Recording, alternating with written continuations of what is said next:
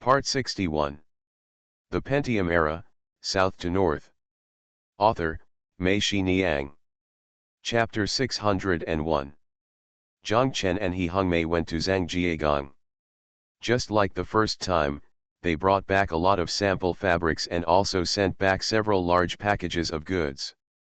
This time was different from the last time. This time they arrived, the other party even saw Mr. Li, the boss of the company. All came out to receive them in person.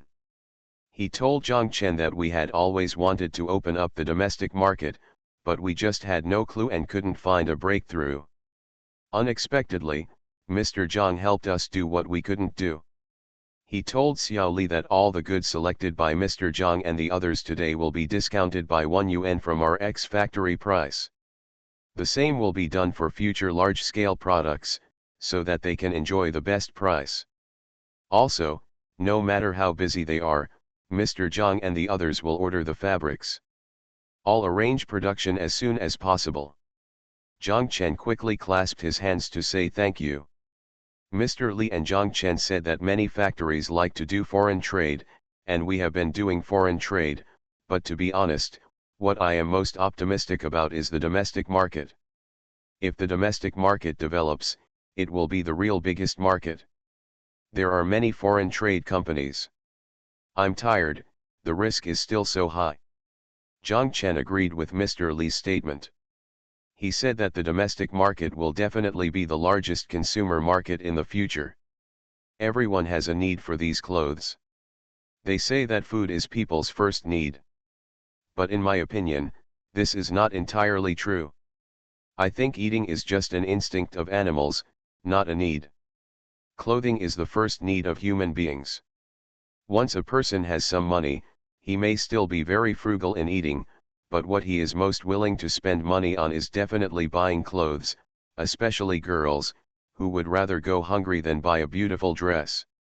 Mr. Li was stunned for a moment, then smiled and said, "Yes, when you say that, it really is like this. This is really strange." Zhang Chen smiled and said, "It's not surprising. Humans are different from other animals. Humans are social animals. They have to be active outside every day. You have to go to work and go to school. No one can see the food. As long as you don't starve to death, it's fine, but if you are poorly dressed, others will see it at a glance. People are somewhat vain, and no one wants to be looked down upon by others." Mr. Li nodded, "Yes, that makes sense." Zhang Chen continued to say, "This is why many people must buy famous brands, and why they buy fake famous brands if they can't afford famous brands. These clothes are not the same as clothes, and famous brands are not warmer than ordinary brands, but why? People still want to buy famous brands, but in fact what they wear is neither warm nor good looking." "What is that?" Mr. Li asked curiously. "What you care about is how others look at you," Zhang Chen said, "especially those who wear fake brand names. He himself knows that what he is wearing is fake and his heart is empty, but why do he still wear it? Others don't know. The way others look at him is as if he is a real famous brand, this is what they want." Mr. Li laughed, and what he said made sense. Unexpectedly, Mr. Zhang was still a thoughtful person. Zhang Chen quickly smiled and said, "I can't even talk about being thoughtful. I just like to think blindly when I have nothing to do. It's good to think blindly, it's good to think blindly. Such blind thinking turns into thoughts after thinking about it." Mr. Li admired and glanced at Xiao Li beside him. Zhang Chen and Mr. Li said that their company mainly wants to make cotton and linen. I think only such fabrics can create their own personality and taste. Mr. Li greatly appreciated this. He was right, Mr. Zhang. If you have any ideas about fabrics in the future, you can also tell us. You are in the clothing business. You certainly don't know how to make fabrics, especially new fabrics, as we do. I understand, but after all, there is still a layer between us and our customers. Our fabrics must be made through you to make clothes before they reach the hands of consumers." Zhang Chen nodded. "So, you know better than us what kind of fabrics consumers want, including what requirements you have for fabrics when making clothes. You can tell us. In this way, it will be more conducive for us to continuously introduce new fabrics. I believe that if our two strong forces join forces, it will be more beneficial to the development of both of us. Great, Zhang Chen shouted, it's great that Mr. Li has such an idea, but don't be afraid of us causing trouble. No, no, the more times you trouble us, the richer our products will be and the closer we will be to the market. Mr. Li smiled and said, so, from now on, we will be brotherly units. Yes, it's a brother unit. The hands of the two bosses were held together again. This time, they had plenty of time. When Zhang Chen and He Hongmei went to the warehouse again, they looked at it carefully. Xiao Li even called a technician from the technical department to watch with them. Zhang Chen not only looks at the appearance of the fabrics, but also understands the ingredients of each fabric and their characteristics, including different post-processing effects, which he carefully records in his sketchbook. At noon, the four of them had a working meal in the staff canteen. In the afternoon, Xiao Li called and got Mr. Li's permission to take Zhang Chen and the others to visit even their yarn dyeing and screen printing workshops, which were not open to the public. Zhang Chen learned more about it in detail, understand the difference between printed and dyed linen and yarn dyed linen. I went back to the warehouse upstairs and continued looking. It was around 4 o'clock in the afternoon before I had finished looking at all the fabrics in the warehouse. Xiao Li brought over a dozen large books of fabric samples and gave them to Zhang Chen. Inside were small pieces of fabric samples. Xiao Li and Zhang Chen said that this is the most comprehensive, covering all types of fabrics we have ever produced. Some of them are out of stock and you won't see them in the warehouse. Does that mean that if we like the ones inside, we can also place an order? He Hongmei asked. Yes, Miss He, every fabric sample has a number. You'd better tell me the number, and I will arrange the workshop to weave a sample for you to confirm. Xiao Li nodded and said. Zhang Chen and He Hongmei were very excited and thought this was great. The two were about to leave, but Xiao Li refused to let them go. Xiao Li told them that Mr. Li had already booked a hotel. He told me that he must stay here for dinner before leaving. He is also on his way back now. On the way. Xiao Li, are you and Li always related? He Hongmei asked suddenly. Xiao Li smiled and didn't say yes or no. The technician next to him looked at Xiao Li and said with a smile, he is our little boss. Zhang Chen and He Hongmei suddenly realized that Xiao Li was Mr. Li's son, and this factory was their own family's property. No wonder Xiao Li was always so fawning to his customers. He Hongmei tilted her head and stared at Xiao Li, making Xiao Li blush. He knew what she was looking at and said shyly, don't look at it, I look like my mother. Everyone laughed. On the way back to Hangzhou in the evening, He Hongmei and Zhang Chen said, Master, do you feel that with such a strong factory cooperation, our future is bright? When He Hongmei said this, she had already thought that she and Zhang Chen were members of the same family, not their customers. Zhang Chen nodded and said yes. Okay, to celebrate our bright future, fasten your seat belts, I'm going to accelerate to 130 yards now, He Hongmei shouted excitedly. Are you crazy? Do you want to go to heaven? Zhang Chen cursed. Ayang's fur hall has also opened. The inside of the store has been simply decorated, and a fur hall light box has been built at the door. The night before, after the market closed, Zhang Chen and He Hongmei helped Ayang make samples until about 10 o'clock. Ayang came here early this morning. He even went to get a haircut the day before and made himself neatly dressed. As soon as the store door opened, his heart was beating fast until the first customer came in. Xiao Zhao and Xiao Li would introduce Ayang's stall to them every time they finished a business. These customers would also go and have a look. Throughout the whole day, Ayang's stall had constant customers, and many customers also bought goods. On the first day, Ayang made more than 3,000 sales, which greatly exceeded his own expectations and was also a sales record for his stall. Although most of the customers came from Zhang Chen's stall, Yang didn't care where his customers came from. As long as they took the goods, it proved that they recognized his products, which greatly increased Yang's self-confidence. After selling for the next 2 days, Yang's goods were no longer available. His grandfather, father, and other family members came to help, including his aunt and his family, who even came to help after get off work. Only then did he feel better. The turnover also remained at the level of 3 to 4,000 per day, and one day it reached 5,000. Yang was so happy that he jumped up in the stall.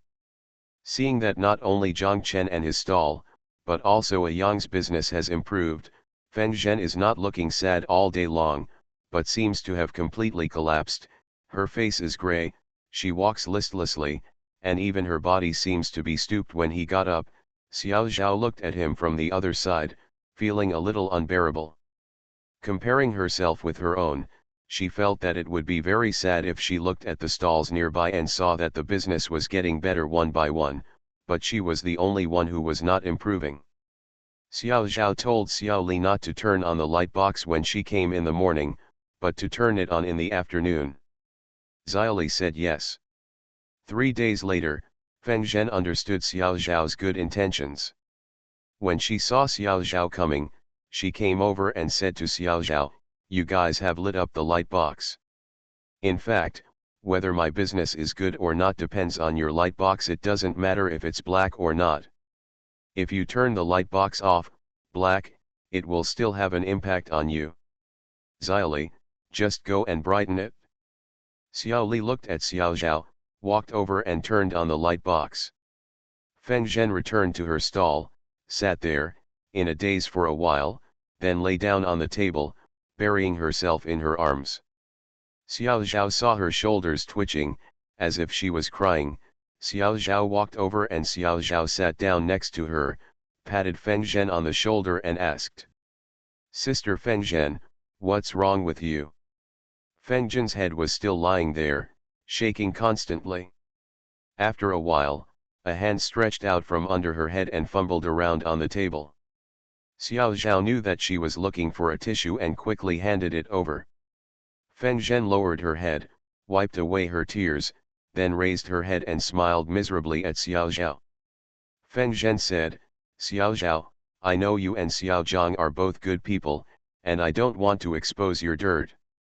I just ran to the market because I couldn't hold it in anymore." Xiao Zhao shook his head and said, "Sister Feng Zhen, please stop talking, we understand."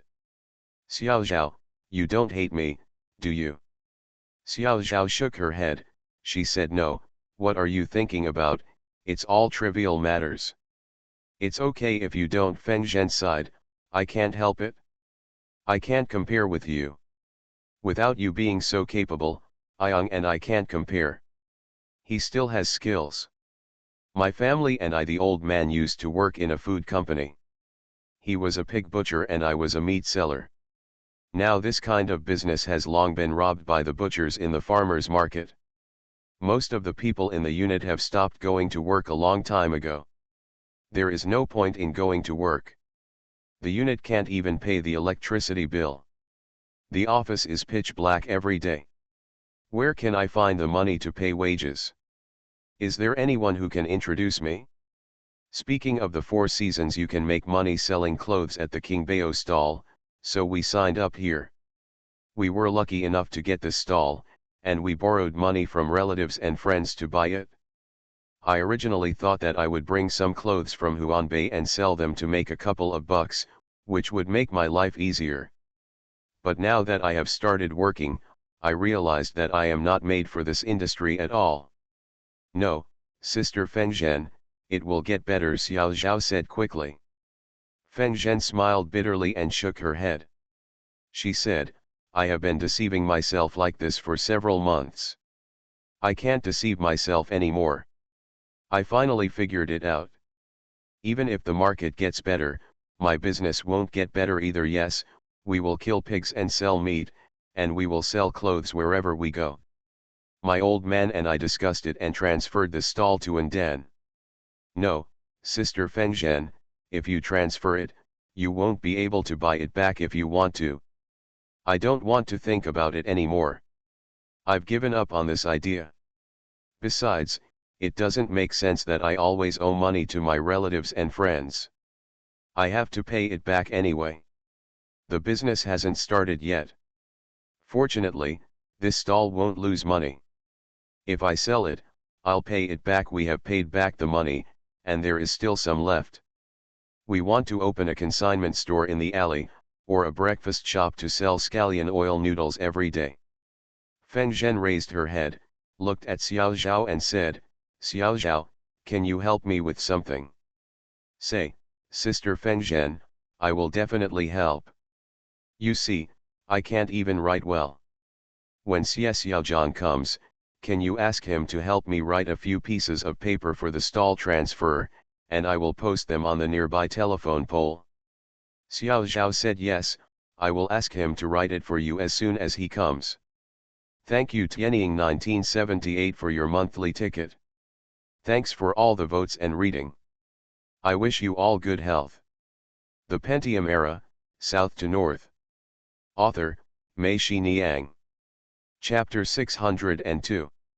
At noon, Zhang Chen went to the stall at East Station Small Commodity Market and Sijiking Fabric Market to find accessories for spring clothing samples. As soon as he entered the stall, Xiao Zhao told him Feng Zhen's request, and Zhang Chen agreed, I'll write it right away. He looked at the stall opposite and asked Xiao Zhao in a low voice, did she really want to transfer it? Xiao Zhao nodded.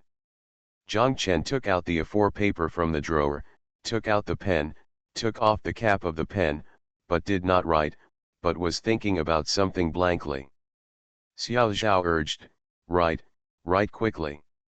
Zhang Chen put the pen cap back on, put down the pen, stared at Xiao Zhao for a while, and said to Xiao Zhao, maybe we can transfer this stall. Xiao Zhao was surprised, shall we turn around? She looked at Zhang Chen with wide eyes. Zhang Chen said yes, think about it, although what we sell here are not the latest styles, we can no longer sell them. We have so many styles, and there are so many sample clothes coming out every day, not to mention other things. Most of the sample clothes made by these sample workers are not mass-produced and are hung in the showroom. They might as well hang them here. How much does the stall fee cost per day if divided equally? We just do a few retail sales every day, selling these sample clothes, and we earn back the stall fees and withdraw funds. Besides, these Sijiking stalls are only getting more and more expensive. I have never seen them getting cheaper year by year. The market is gradually getting better. After we buy it, we can sell it when we don't want it anymore. Then it won't be a loss either. Xiao Zhao nodded. She thought what Zhang Chen said made sense. This stall was placed here, so it would definitely not lose money. And, have you ever thought about it, if we buy this stall, we only need to add one more salesperson. Although there are 2 stalls, 3 people can definitely be busy, Zhang Chen said. That's right, if there are 2 stalls facing each other, if you bring 2 salesmen, you can concentrate on which stall is busy and go to that stall. 3 people can handle it, but I'm afraid it will be easier than now. In this way, although the business area has increased by 1 times, in fact, the expenses are increased by the salary of a salesperson, which is very cost-effective. Xiao Zhao was moved. She looked at Zhang Chen and said, okay, let's buy it. Zhang Chen pointed to the paper on the table and said with a smile, then I don't need to write this. Xiao Zhao nodded and stood up, preparing to go over and talk to Feng Zhen about the matter. She walked to the stall door and came back, saying to Zhang Chen, you'd better write it and let others talk about it, otherwise. Zhang Chen understood that there is no unified standard pricing for stalls in this market. Each stall has a different price, and it all depends on the wishes of the buyer and seller. Xiao Zhao is worried that if he talks to Feng Zhen like this, no matter how high or low it is, it will not be appropriate. It will give people the feeling that they are taking advantage of others. It is better to let Feng Zhen post the transfer notice. After people from outside come to negotiate one by one, the price of this stall will be announced. When the time comes, I will buy it at this price, and others will have nothing to say. Xiao Zhao thought for a while, and then she said to Zhang Chen, I think it's still like this. Let Sister Feng Zhen negotiate first. I will tell her that anyway, you negotiate a price first, and we will use the highest price plus one more. Ask her to buy it for 10,000 yuan. Zhang Chen hesitated. Xiao Zhao pushed him with his arm and asked, why, you don't want to? You can't be so stingy, after all, we have been neighbors for almost half a year. Zhang Chen knew that Xiao Zhao had good intentions.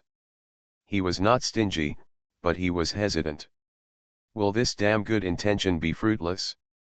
And just like the vegetable farmers near the factory, Feng Zhen also came to play tricks on them. Obviously the highest price they offered was 120,000, but she told them it was 130,000 or 40,000. It was impossible for them to chase everyone who came to talk to her and ask them what price they offered. No, Sister Feng Zhen is a little stingy, but she's not a bad person. I believe she won't mess around. Don't worry. Xiao Zhao and Zhang Chen said. Zhang Chen nodded and said okay. 2 days later, Feng Zhen came over and told them that she had negotiated and the offer was 110,000. After hearing this, Zhang Chen felt that this was a reasonable price. It seemed that Xiao Zhao was right. On this point, Feng Zhen did not hide from them or play tricks.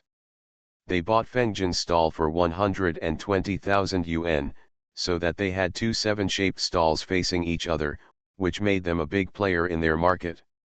Zhang Chen found the boss who had made light boxes for them and asked him to use the same size, material, and color to make light boxes as door covers.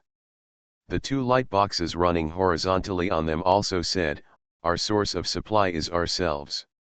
However, the upright light box over there had Xiaomei clothing on it, and the one upright here, Zhang Chen asked the boss to change it to the words half an acre of field, even though the trademark he applied for was not approved.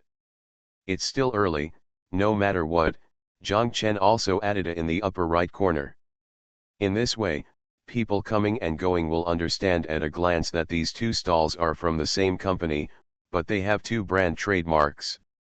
When the light boxes of the two stalls light up, this area will be particularly eye-catching, and it can be seen from a distance. Seeing this, the old customers who bought their goods suddenly gained more confidence. The stall was still being renovated, and little girls came over one after another to ask if they wanted to hire a salesperson.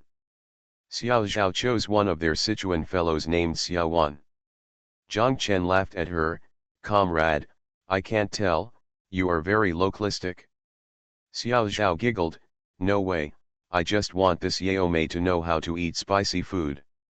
Otherwise, when eating, Xiaoli and I both eat spicy food, and one of us doesn't. It would be boring. Zhang Chen continued to smile and said, from now on, the three of you can eat hot pot in the stall. Yeah, Xiaoli shouted. Zhang Chen glanced at her and cursed, you are not from Sichuan. When you first came here, you didn't seem to know how to eat spicy food. Why are you so brave now? The boss lady brought it. Xiao Li pointed at Xiao Zhao and then pointed her finger outward, there is also her. Zhang Chen saw He Hongmei walking towards them. The BB machine in Zhang Chen's waist rang, which startled Zhang Chen. Ever since he had a big brother, Zhang Chen's BB machine seemed to have become a decoration.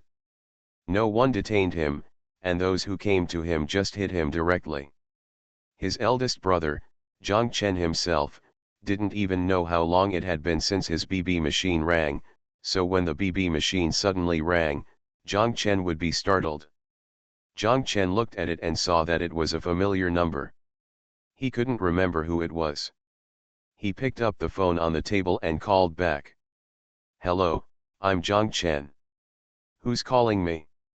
Zhang Chen, are you still in Hangzhou now? The other party spoke out word by word. Each word was spoken very standardly, but when connected together, it was a bit strange. That was because there was no change in tone. Zhang Chen knew who it was as soon as he heard it, and said quickly, "Hello, Mr. Harada, I'm still in Hangzhou." It turns out that the person on the phone is Shino Harada of Shakaku Pictures on the 5th floor of the Friendship Hotel. "Zhang Chen, can you come to my place for a while? I have something to ask you." Zhang Chen quickly said, "Okay, I'll come right away. I'm at Sijiking." "Do you know Sijiking? Is it the place with a lot of clothes?" "Yes, Mr. Harada, I'm right here. I'll go over now and I'll be there in about half an hour."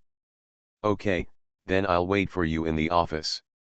After hanging up the phone, Zhang Chen saw the three women looking at him. From his conversation, they heard that the content was a bit weird. Zhang Chen and Xiao Zhao laughed and said, "Do you still remember the Japan I told you about? Shino Harada, he came to me and said something was wrong. Remember, is it that Dubanjiang?" Xiao Zhao asked. Zhang Chen laughed, he said yes, he asked me to come over. We are still international friends. "Master, do you want me to send you there?" He Hongmei asked.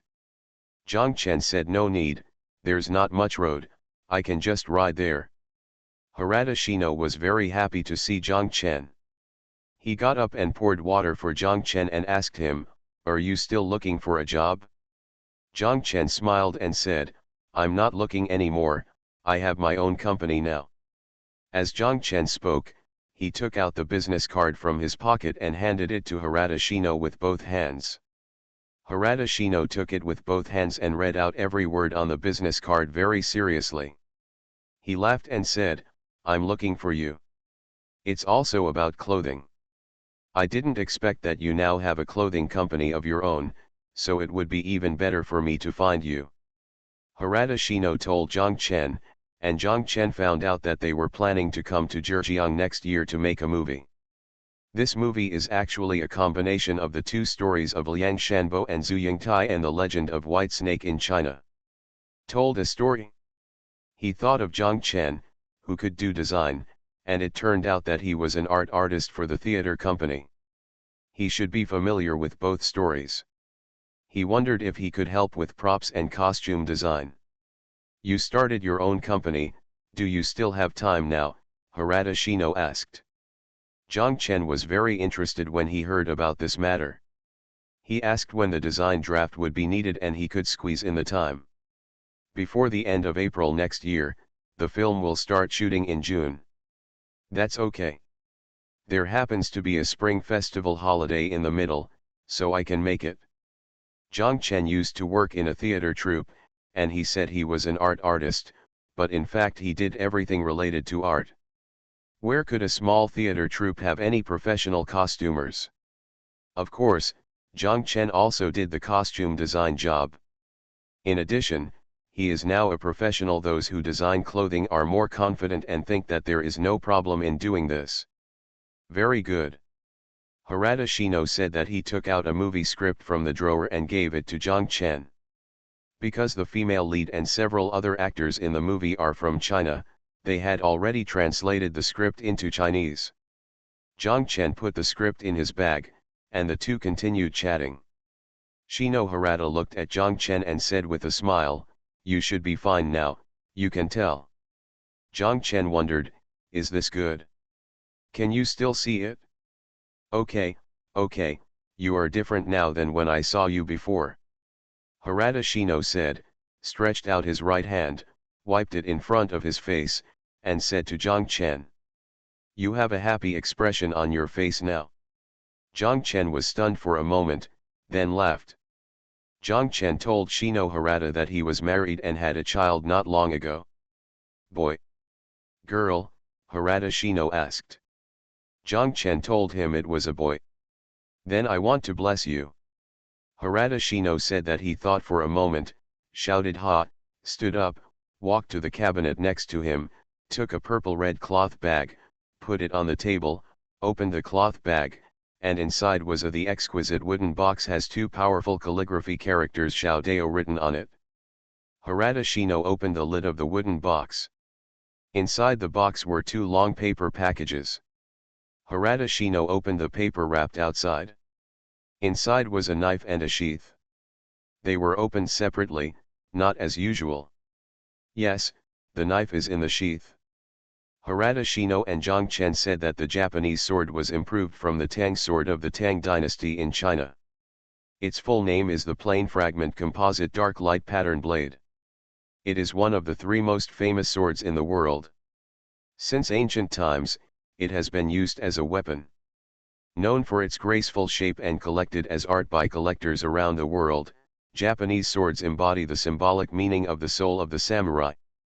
Different from knives in other countries, one of the biggest features of Japanese knives is the artistic sense displayed by the knife body itself in addition to the appearance decoration. In Japan, knife makers are called knife craftsmen, knife makers, or knife makers. Knife forging. Harada Shino pointed to the place where the blade was close to the handle, and asked Zhang Chen to look closer. Zhang Chen saw the four characters Yamaguchi Kappei. Harada Shino told Zhang Chen that this was Japan's late national treasure level sword forging. This knife was made by Harada Shino when they went to shoot one of his documentaries 2 years before the master's death. "What's your son's name?" Harada Shino asked. "Zhang Xiangbei, the direction is Xiang, the north is north." Harada Shino wrote the words Zhang Xiangbei on a piece of paper and asked Zhang Chen, "Is this it?" Zhang Chen nodded. Harada Shino went to the cabinet and took a brush and ink. He turned over the lid of the wooden box with Xiaodao written on it and wrote Gar Zhang Xiangbei, Harada Shino praise on the inside of the lid. Zhang Chen looked at it with a feeling in his heart. Shock.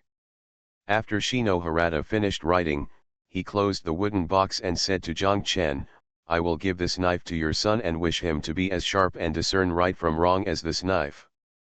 Thank you Qian Dad for your monthly ticket. Thanks for all the votes and reading. I wish you all a happy life. You are listening to Novels at Bless Up channel. Wish you happiness and luck. Please subscribe to receive new novels. How do you feel about this novel? Please like and leave a comment. The Pentium Era, South to North. Author, Mei-Shi Niang. Chapter 603. Zhang Chen returned to Sijiking with the Japanese sword and the movie script that Harada Shino gave to Zhang Xiangbei. He Hongmei helped Xiao Zhao and Xiao Li to sell all the samples at the original Fengzhen stall. When she saw Zhang Chen coming back, Xiao Zhao proudly told him, "We made back the stall fee for this stall today." Zhang Chen looked to the side and asked, "Your little fellow is not here?" "She is moving to live near Sijiking and is looking for a house today," Xiao Zhao said. Zhang Chen remembered that one of the newly built simple dormitories in their factory was still empty. Zhang Chen and Xiao Li said, "If you are not afraid of far distances, you can actually live in the factory and arrange for you two salesmen to share a room. In this way, you don't even have to pay rent." "Really?" Xiao Li asked. "Of course, you can enjoy the same treatment as workers in the factory, including food and accommodation. After get off work at night, you can go to the factory cafeteria to eat," Zhang Chen said with a smile. Go, the canteen in the factory is delicious," He Hongmei shouted from the side. "Then do we even save money on food?" Xiao Li asked.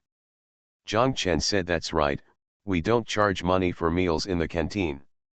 "Great, boss lady, then I'll go find Xiao Wan and ask her to stop looking for a house." Xiao Zhao said, "Okay, you go." Xiao Li ran out happily.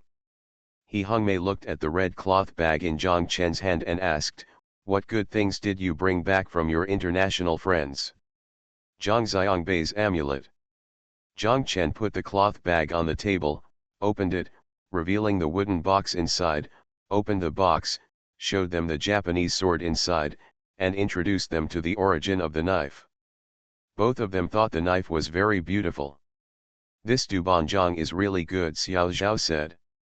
Zhang Chen took the knife in his hand and said with a smile, "With this knife, we Zhangjiangbei can kill demons and exorcise them. He Hongmei asked, can a Japanese sword also cut down Chinese monsters? Of course, why don't I try to kill you? TCH, I'm not a monster.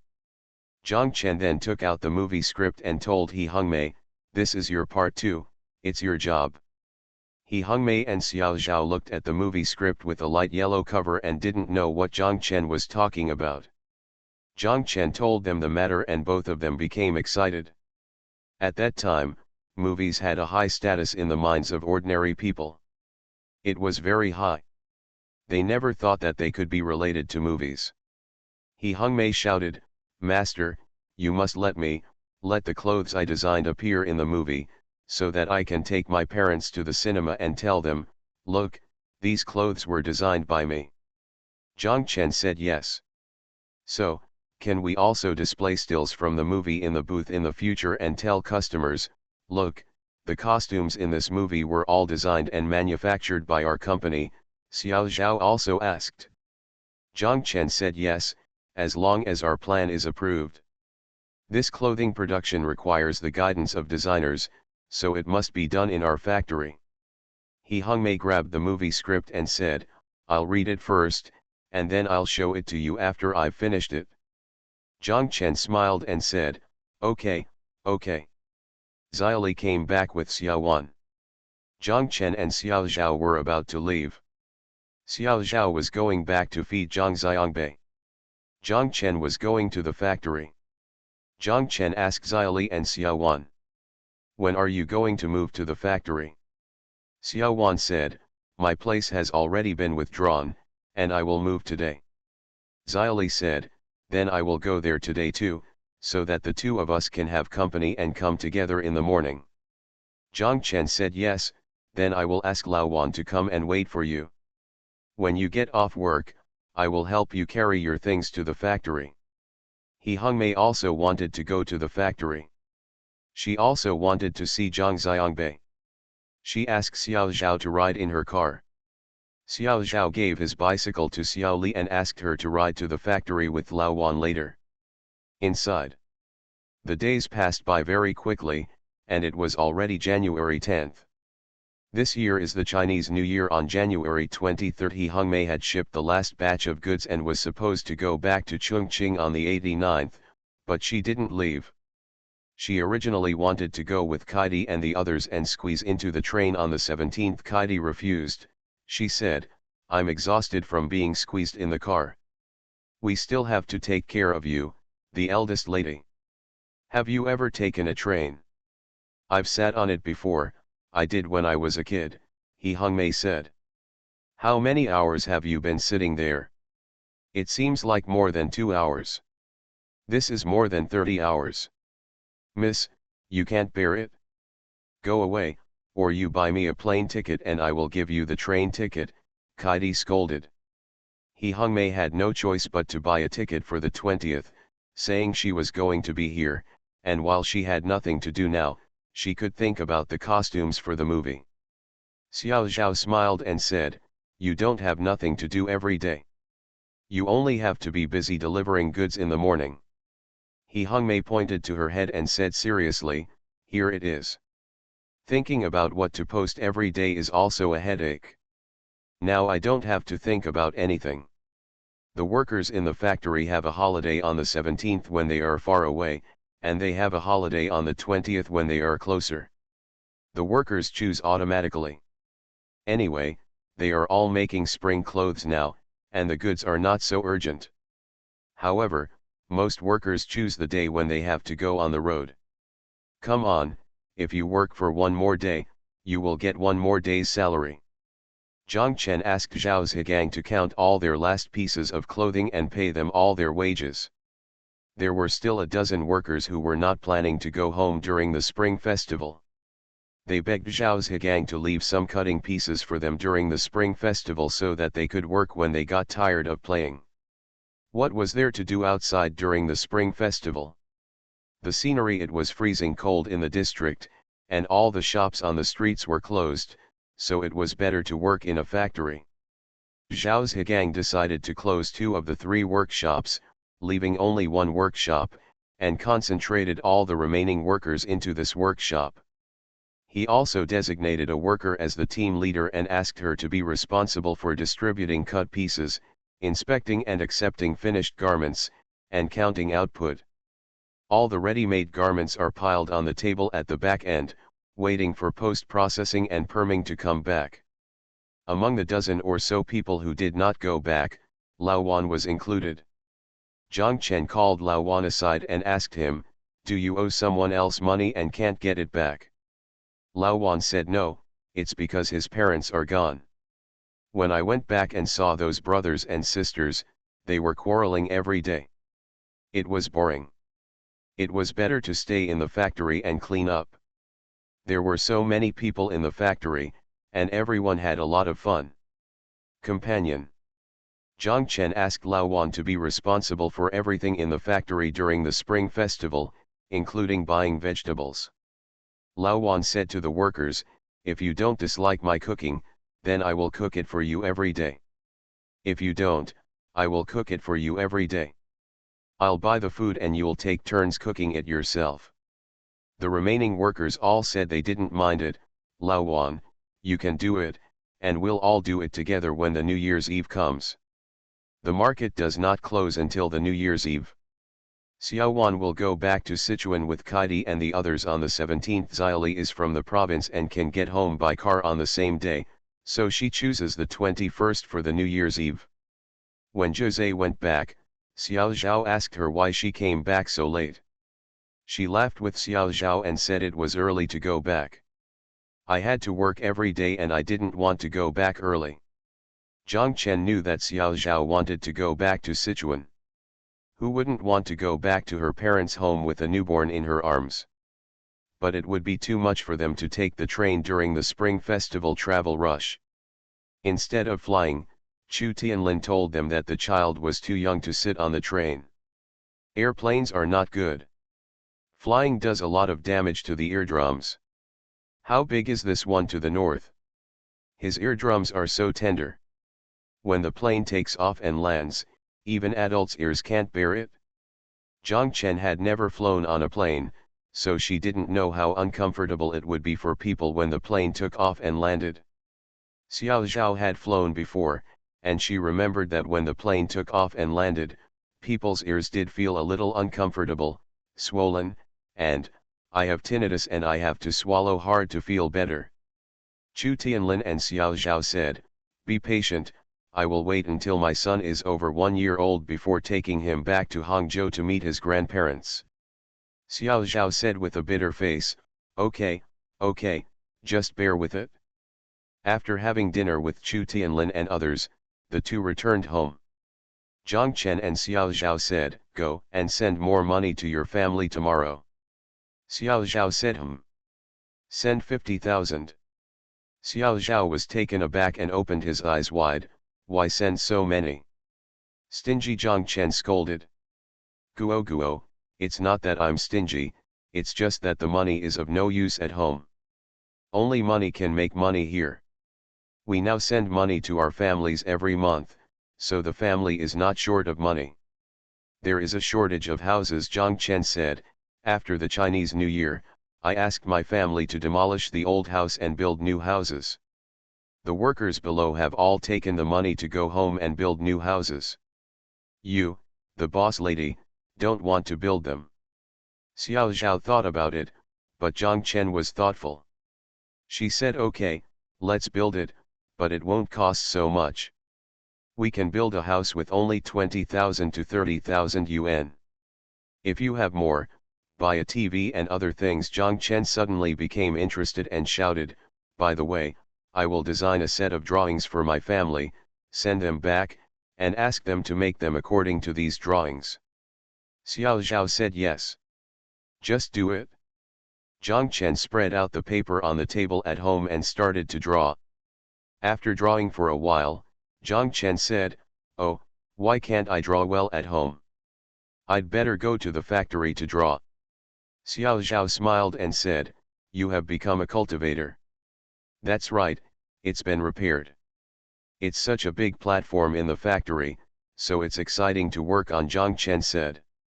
Okay, let's go together. Xiao Zhao hugged Zhang Xiangbei and said to him, Bai Bei, let's go to the factory and watch my father paint houses for my grandparents, aunts, and uncles. Okay. Zhang Xiangbei probably heard the word factory so often that he already had a vague idea of what a factory was. He started laughing when he heard it. When he smiled, Xiao Zhao laughed and shouted, Look, honey, look, he understands what I say. Zhang Chen looked at them and said with a smile, Zhao Zhigang is right, this is a little flower girl. He knows that there are many girls in the factory, so he is happy when he goes to the factory.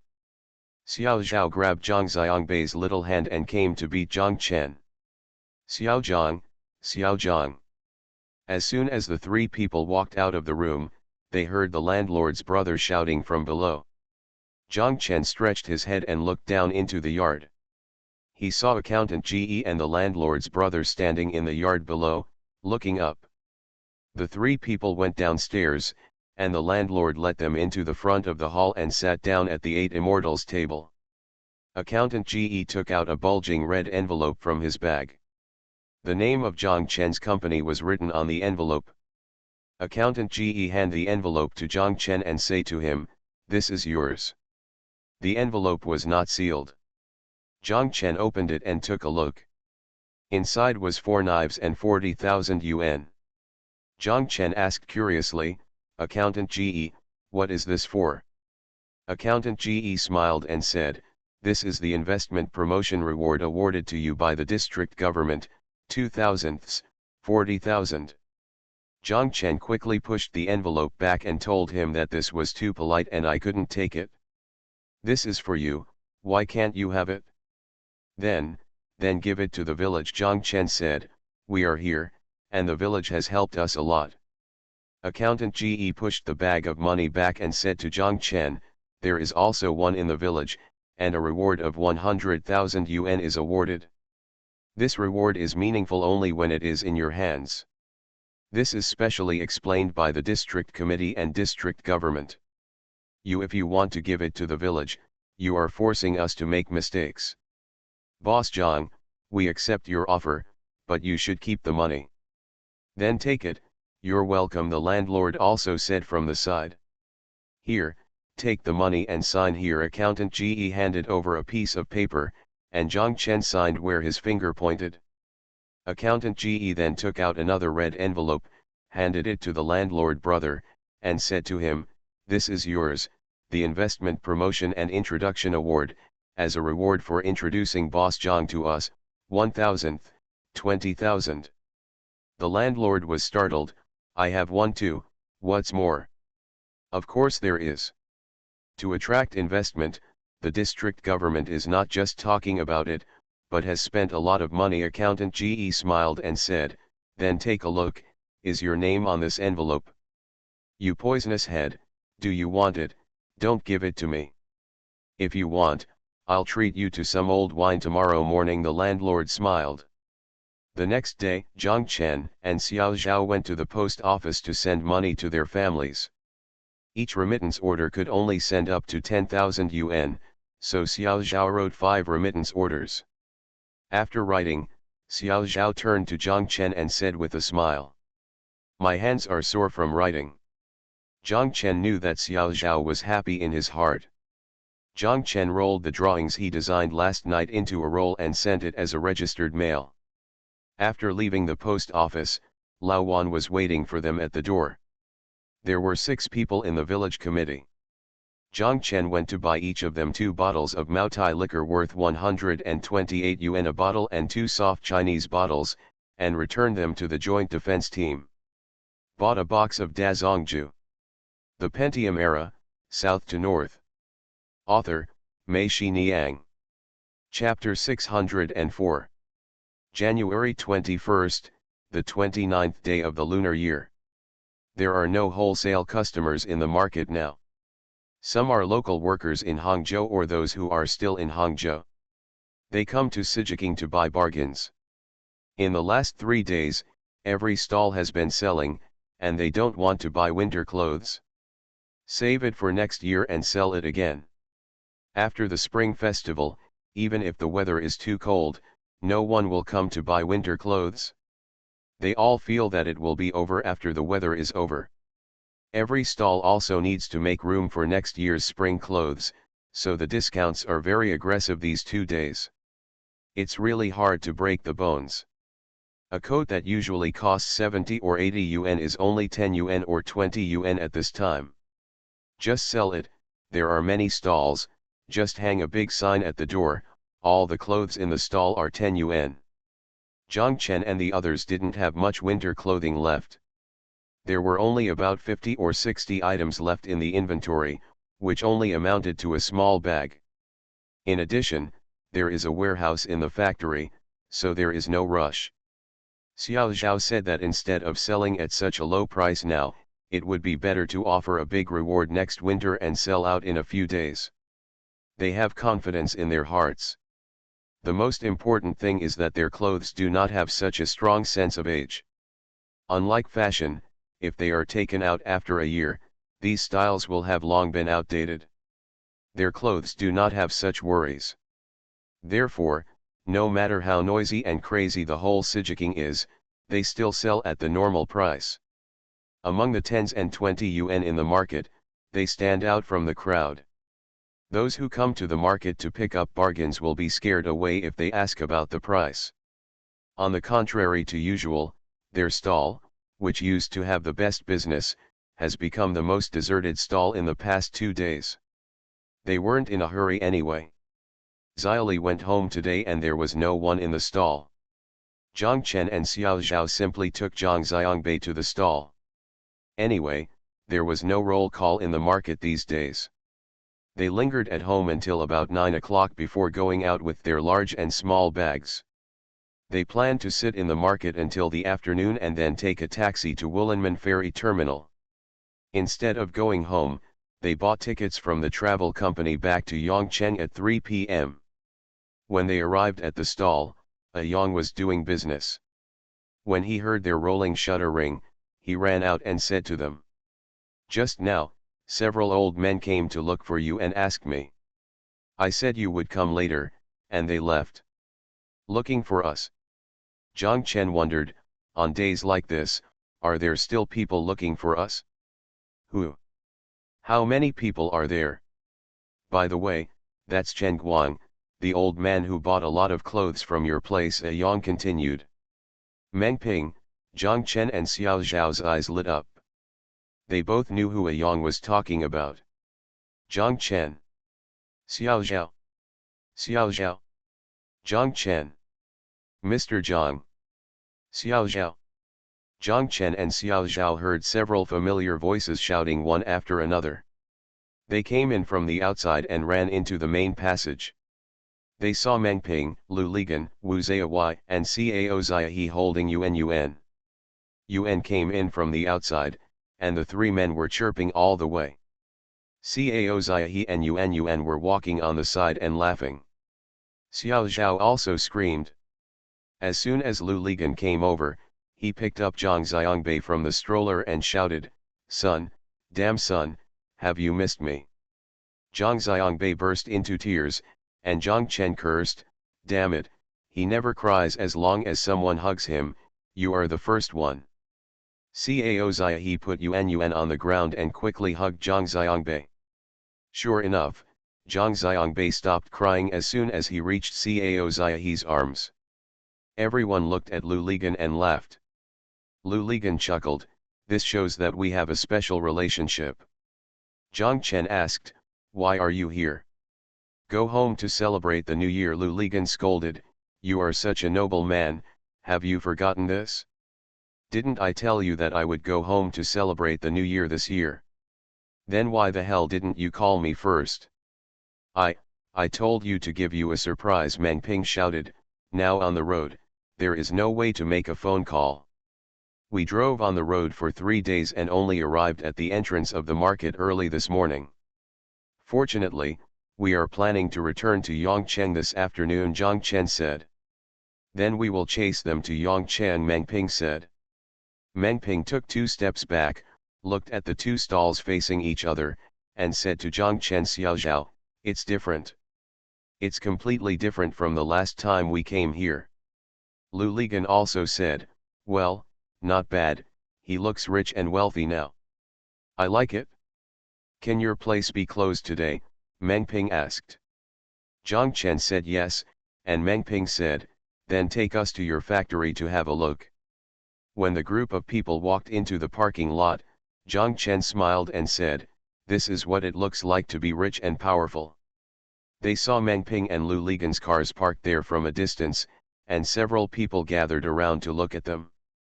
At that time, a Mercedes-Benz was already very rare, and suddenly there were two cars parked side by side, both with Hainan license plates. It's impossible not to attract attention. It seems that Hainan is really a place where rich people gather, as people say. Zhang Chen and Xiao Zhao got into Lu Ligan's car and led the way. Meng Ping followed them. Xiao Zhao asked Lu Ligan, "Qian Fang didn't come?" Lu Ligan said that those three people also went home for the new year. Sister Cao could not return to Wuhan, so Lao Meng took their mother and daughter to Wuxi to play. Sister Cao could also help drive. Zhang Chen and Wu Zaiwai said, "Xiao Wu, the two of them can take turns driving, and you have to work hard to drive from Haikan to Hangcheng alone." "It's so hard, we're just two people," Lu Ligan shouted, "I'll drive too."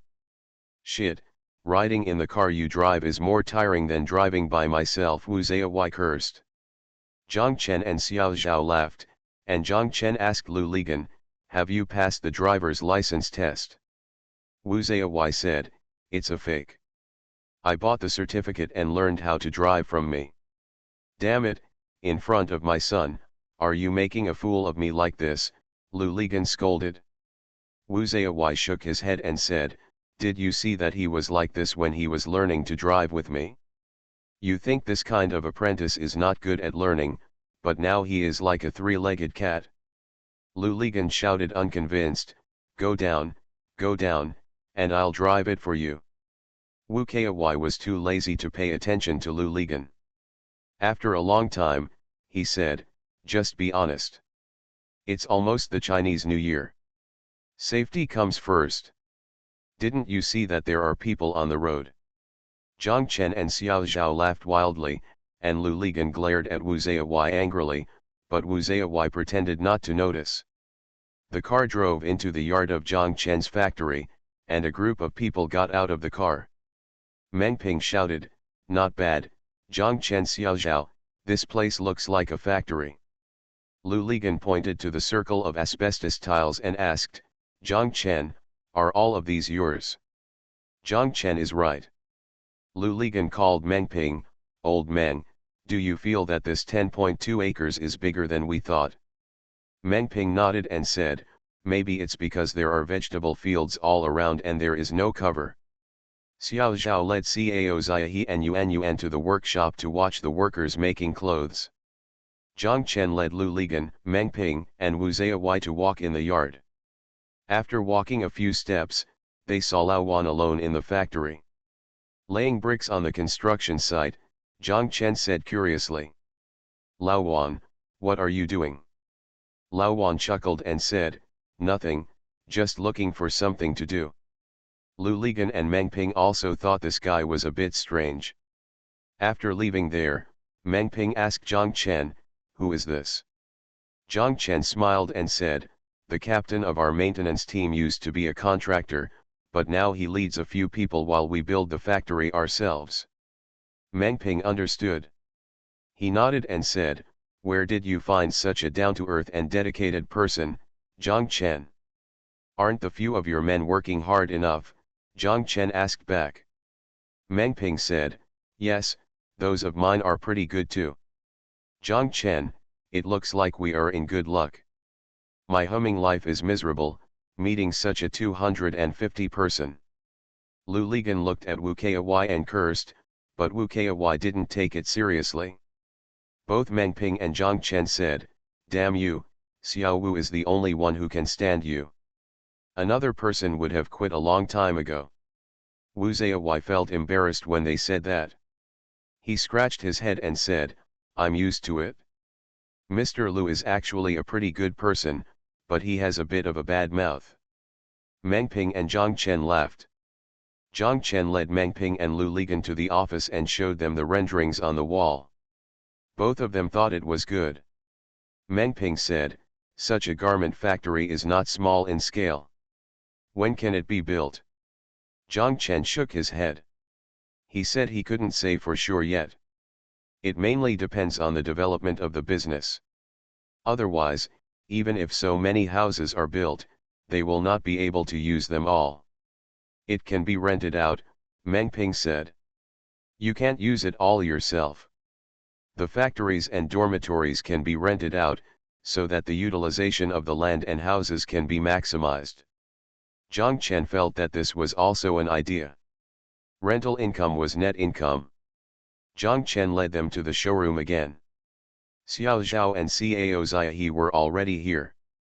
Seeing the dazzling array of clothes in the showroom, Meng Ping asked, Zhang Chen, did you design these? Zhang Chen nodded and said yes. Meng Ping and Cao Ziahe said, Sister Cao, you must help Qianfang and the others bring some clothes back. This time is different from last time. These are all designed by Mr. Zhang himself, and let Xiao Zhao help them choose. We are already choosing, Cao Ziahe said with a smile. Lu Ligan looked at Wu Kai. What, you won't bring it to Wei Venfang? I want it, Xiao Zhao, help me choose, Wu Zai shouted. Xiao Zhao smiled and said yes. Zhang Chen walked over, took Zhang Xiangbei from Xiao Zhao, and put him on the table where he worked. Zhang Chen, Lu Ligan, Meng Ping, and Wu Zai sat down around the table, chatting and watching. Zhang Xiangbei. Lu Ligan kept making various faces at Zhang Xiangbei. Zhang Xiangbei finally laughed, and Lu Ligan shouted happily. Did you see it? I smiled. My son saw me smiling. When Lu Ligan shouted, Zhang Xiangbei started crying again. Wu Zai quickly picked him up and kept shaking him. Zhang Xiangbei finally stopped crying. Wu Zai hugged him back and Lu Ligan looked at him. Looking at Zhang Xiangbei started crying again. Wu Zai quickly hugged him away and muttered. I really saw a ghost. Yes, older people say that such a young child can see ghosts. Zhang Chen and Meng Ping laughed, and Lu Ligan raised his foot to kick Wu Zai. Wu Zai simply hugged Zhang Xiangbei and escaped, going to the next door workshop to watch the workers making clothes. Meng Ping and Zhang Chen said, if you want to fully build this factory, will there be any financial pressure? Do you need our support? Zhang Chen said honestly, there will indeed be financial pressure, but I don't want to be in a hurry. Let's do it little by little. We built this house ourselves. In fact, we don't want to put too much pressure on ourselves and won't be forced to run away. If you have money, make more, and when funds are tight, make less, so that the pressure will not be too great. Bullshit, let me tell you, just make a budget. How much money is missing, Meng Ping, and I will solve it at once. If you are embarrassed, just think that we are here to buy shares. Build the whole place at once. It's not enough. If it's not enough, then add another 20 acres nearby. Either don't do it, or if you do it, you can become a leading enterprise, Lu Ligan shouted. What the hell, am I looking for death? Zhang Chen scolded. I don't set up a factory for others to see. I don't care if it's a leading enterprise. Meng Ping also said, Zhang Chen is still different from our real estate company. Before we built the house, we didn't know where the customer was. We only knew that this was our customer after we sold the first off-plan property. There is no way to advance production, otherwise it will become inventory. Its production scale must still be driven by business. Zhang Chen kept nodding. But Zhang Chen, I think you can learn from the business models of KFC and McDonald's, Meng Ping said. Do you know what their business models are? Zhang Chen shook his head. He had eaten at KFC, but he really didn't know what other business model KFC had. Franchise. Meng Ping said, their model is franchising. Zhang Chen, I think you who make clothing can also take the franchise route. In this way, you can receive a franchise fee. Your financial pressure will be reduced, and secondly, the biggest benefit is that your sales will develop stably, predictably, and in advance. Lao Meng, please tell me in more detail, how do you say this? Zhang Chen and Lu Ligan were both interested, and Zhang Chen asked. The Pentium Era, South to North. Author, Mei Xiniang. Chapter 605. Meng Ping took the pen and paper from the table and asked Zhang Chen, what are your current customers like? What types are they? Zhang Chen said, there are mainly two types. One is wholesale customers in other wholesale markets in places like Beijing, Harbin, Shenyang, and Chongqing, and the other is those who open their own clothing stores and do retail. Meng Ping wrote the words wholesale and retail on the paper. Meng Ping then asked Zhang Chen, what is the difference between these two types of customers? Zhang Chen explained to him the difference between wholesalers who do retail and packagers who do wholesale.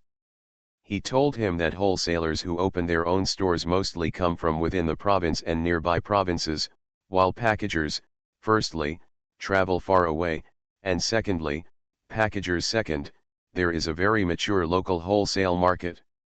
Meng Ping understood immediately. He said, in fact, it is still a problem of distance, which is beyond your reach. For example, in Chongqing you mentioned, they are actually the same as you, they are also wholesalers in nearby areas. For retail customers near Chongqing, they want going to Hangzhou is inconvenient and not cost-effective. For them, even if it is slightly more expensive, they are still willing to purchase goods in Chongqing. Zhang Chen is right. Meng Ping drew a line on the paper. He said that in this way, there would be two levels of agents. One is the provincial or large regional agent, which can be called the general agent. The second is the second-level agent such as prefecture, city, and county. This second-level agent can be further divided into two levels. To be more precise, they should be called monopoly. You are like this now, Zhang Chen. Meng Ping said, look at KFC stores all over the country. Their decoration styles are the same. No matter which city you go to, you feel like you have entered a store, but in fact they are all the same. Each city has its own different agents, which have nothing to do with each other. Some cities, or even one city, have several agents. These people paid agency fees to obtain the local operating rights of KFC. It does not mean that these stores were opened by KFC itself. I understand what Lao Meng means, that is, you can do the same as KFC and copy your stores one by one through agents, but the goods sold are all produced here, Lu Ligan said. Yes, the poll is right. The goods in each KFC store are also distributed uniformly. You obtain the agency right for a place, but you do not have the right to produce your own products and put the KFC name on it. The agency system is the third one. Condition is that there must be a unified logo and decoration style. Even this, agents have no right to make their own decisions. You can't say that the door there is yellow, and you can get a green one. It's impossible. There are only two types in the country. One is the provincial agent, which is what you said, in the wholesale markets everywhere. I think, the stalls in the wholesale markets and yours is pretty much the same, so I ask every provincial agency to have the same decoration as yours. Meng Ping glanced at the entire exhibition hall and said to Zhang Chen. In your case, you can add a model store model, which is the second-level agent. When these agents come and take a look, they will know how they should decorate it when they go back and how to arrange the goods, including their store decoration plan. It is not him. You do it yourself, but you help him do it. There is a unified standard. You are good at this, you know how to do it. Then what's the purpose of doing this? Zhang Chen asked. Exclusive sales, guarantee that whether they are general agents or secondary dealers, they will sell your products, Meng Ping said. Zhang Chen was confused and asked, "Is this what I am willing to do? Is your stuff easy to sell now?" Meng Ping asked. Zhang Chen nodded, "Okay. If something is easy to sell, there will be people who are willing to do it." Meng Ping said, "I don't know how much KFC's franchise fee is, but I know it's very high. Why are those people willing to pay such a high franchise fee? If they build a store themselves, they can't blow it up. Chicken wings, isn't it the same? Then why don't they do it and are willing to pay such a high franchise fee?" Zhang Chen thought about it, and he felt like he felt something different inside, but he couldn't explain it clearly. Meng Ping said, "You need to provide him with strong support here. This support includes several aspects. One is product support, the second is brand support, and the most important thing is exclusive distribution, which means that others will look at you no matter how easy it is to sell your goods. He will want to come in, but I'm sorry, you can't provide it to him. If you only develop one store in a city, you will have to sacrifice part of your immediate interests." Zhang Chen thought to himself, "Yes, this is the most attractive thing for customers. In this way, they don't have to worry about being poached by others, and they don't have to ask themselves to control the goods like the customer on Woolen Road." It is easy to understand what Meng Ping said about sacrificing some immediate interests.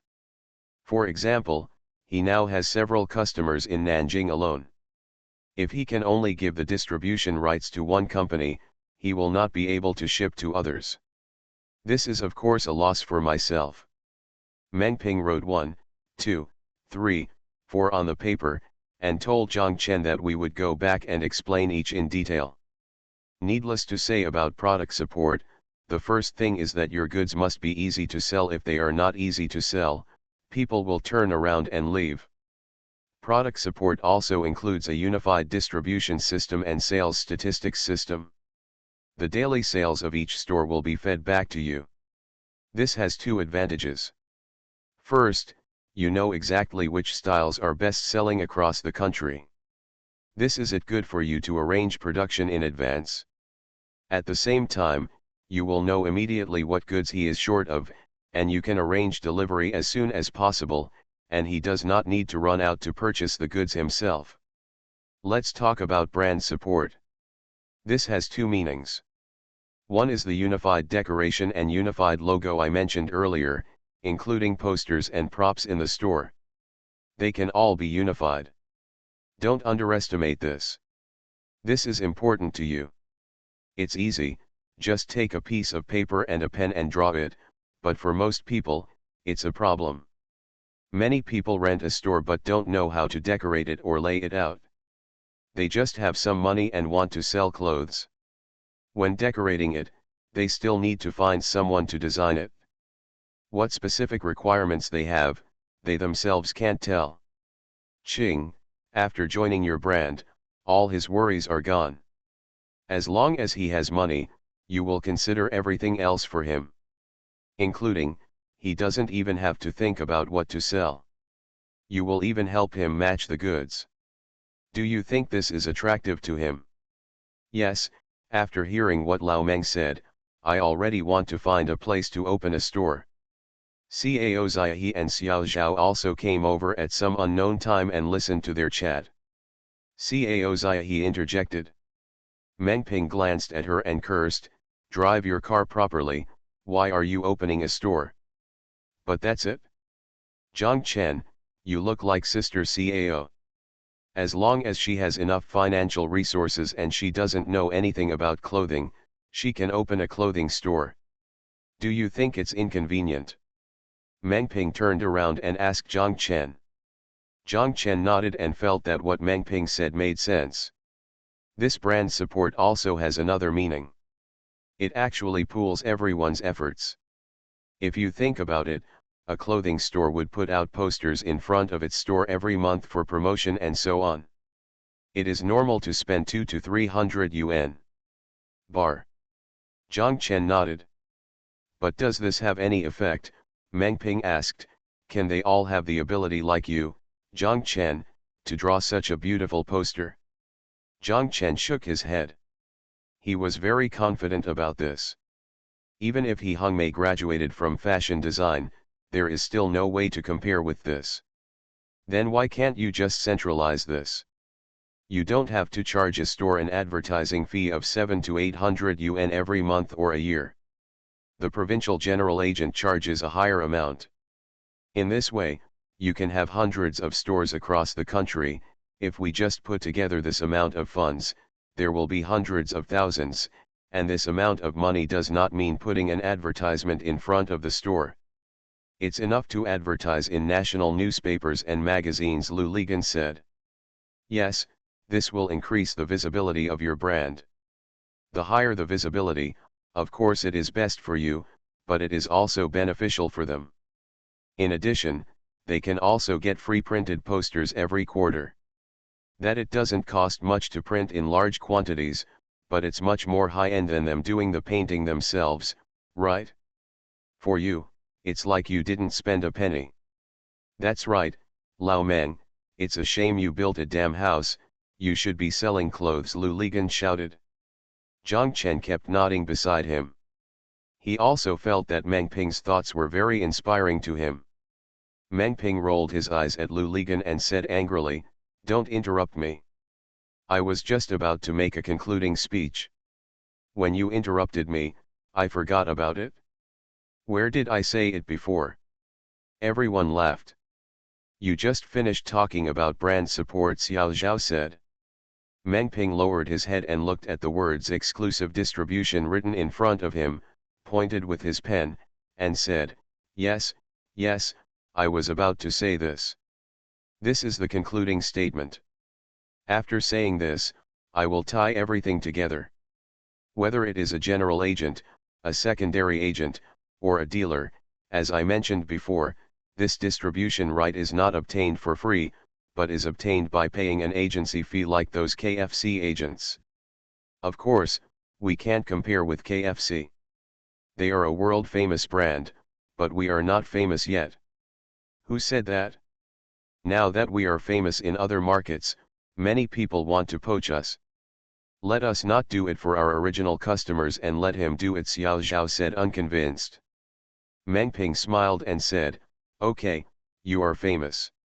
It is only a small name. Don't be proud." However, Xiao Zhao said a good phenomenon, which shows that we have a foundation.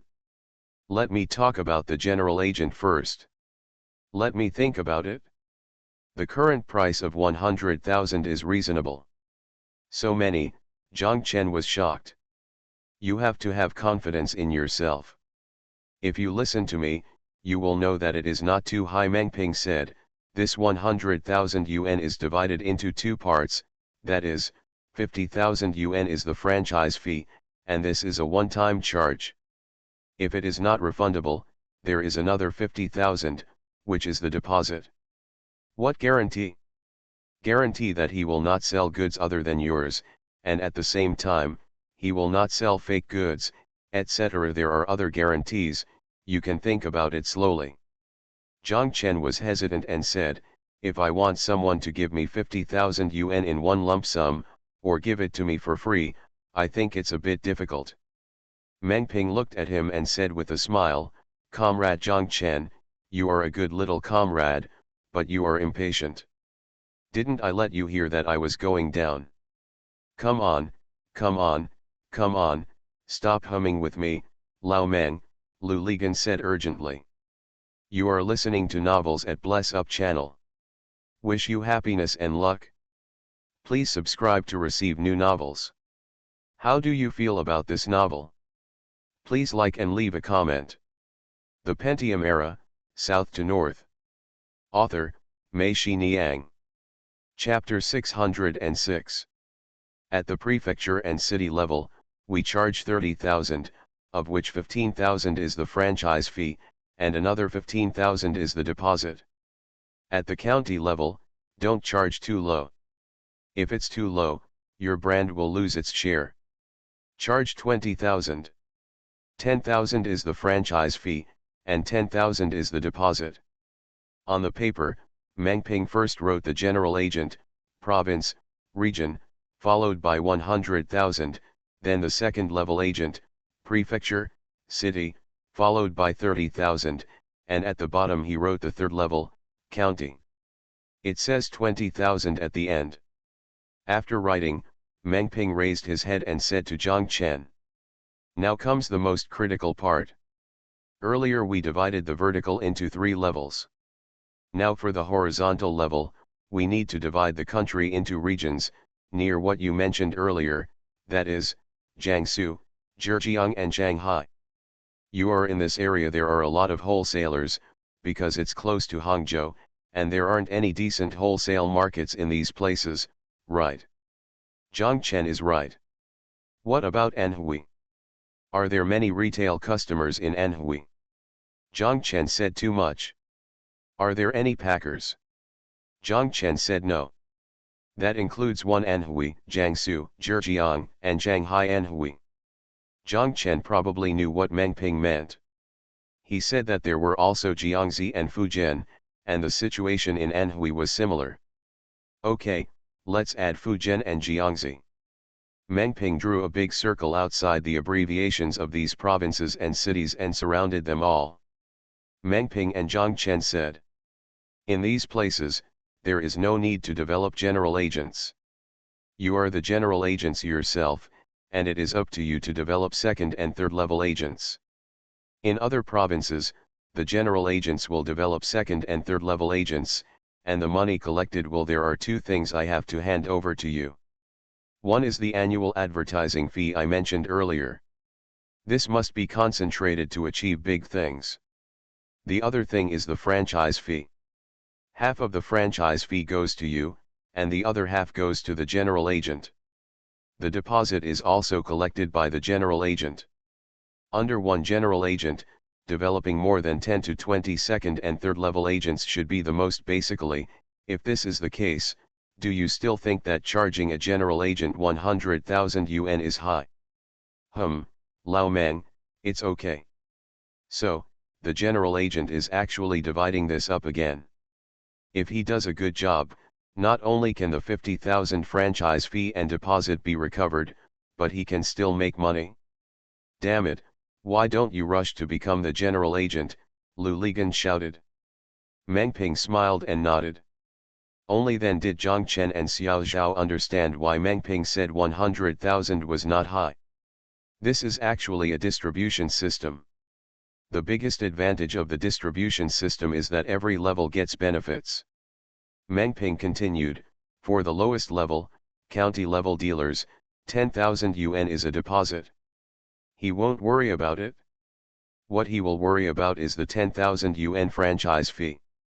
I don't know if it is worth paying. Not worth. Is the franchise fee high? In fact, it's not high. Think about it. Everyone is in a free-for-all right now.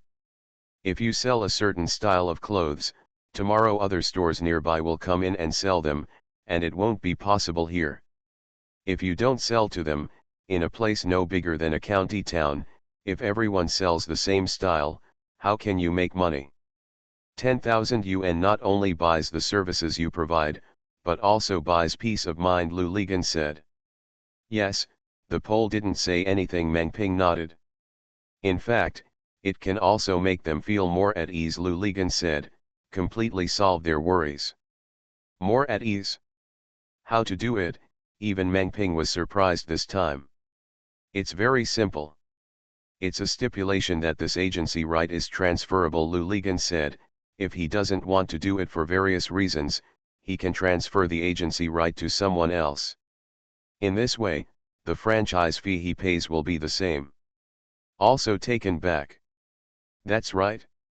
This is a good proposal from the Pole, Meng Ping shouted, and he asked Zhang Chen, how is it? Is the whole system complete now?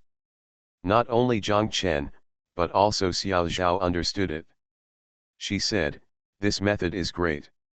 I think it can be done like this. We can try it after the Spring Festival. However, it seems that there is no such method in the market. You still like to eat shit after others, Lu Ligan scolded. If you want to do this, be the first to eat crabs. You are the first to do it. You make all the rules. You do it.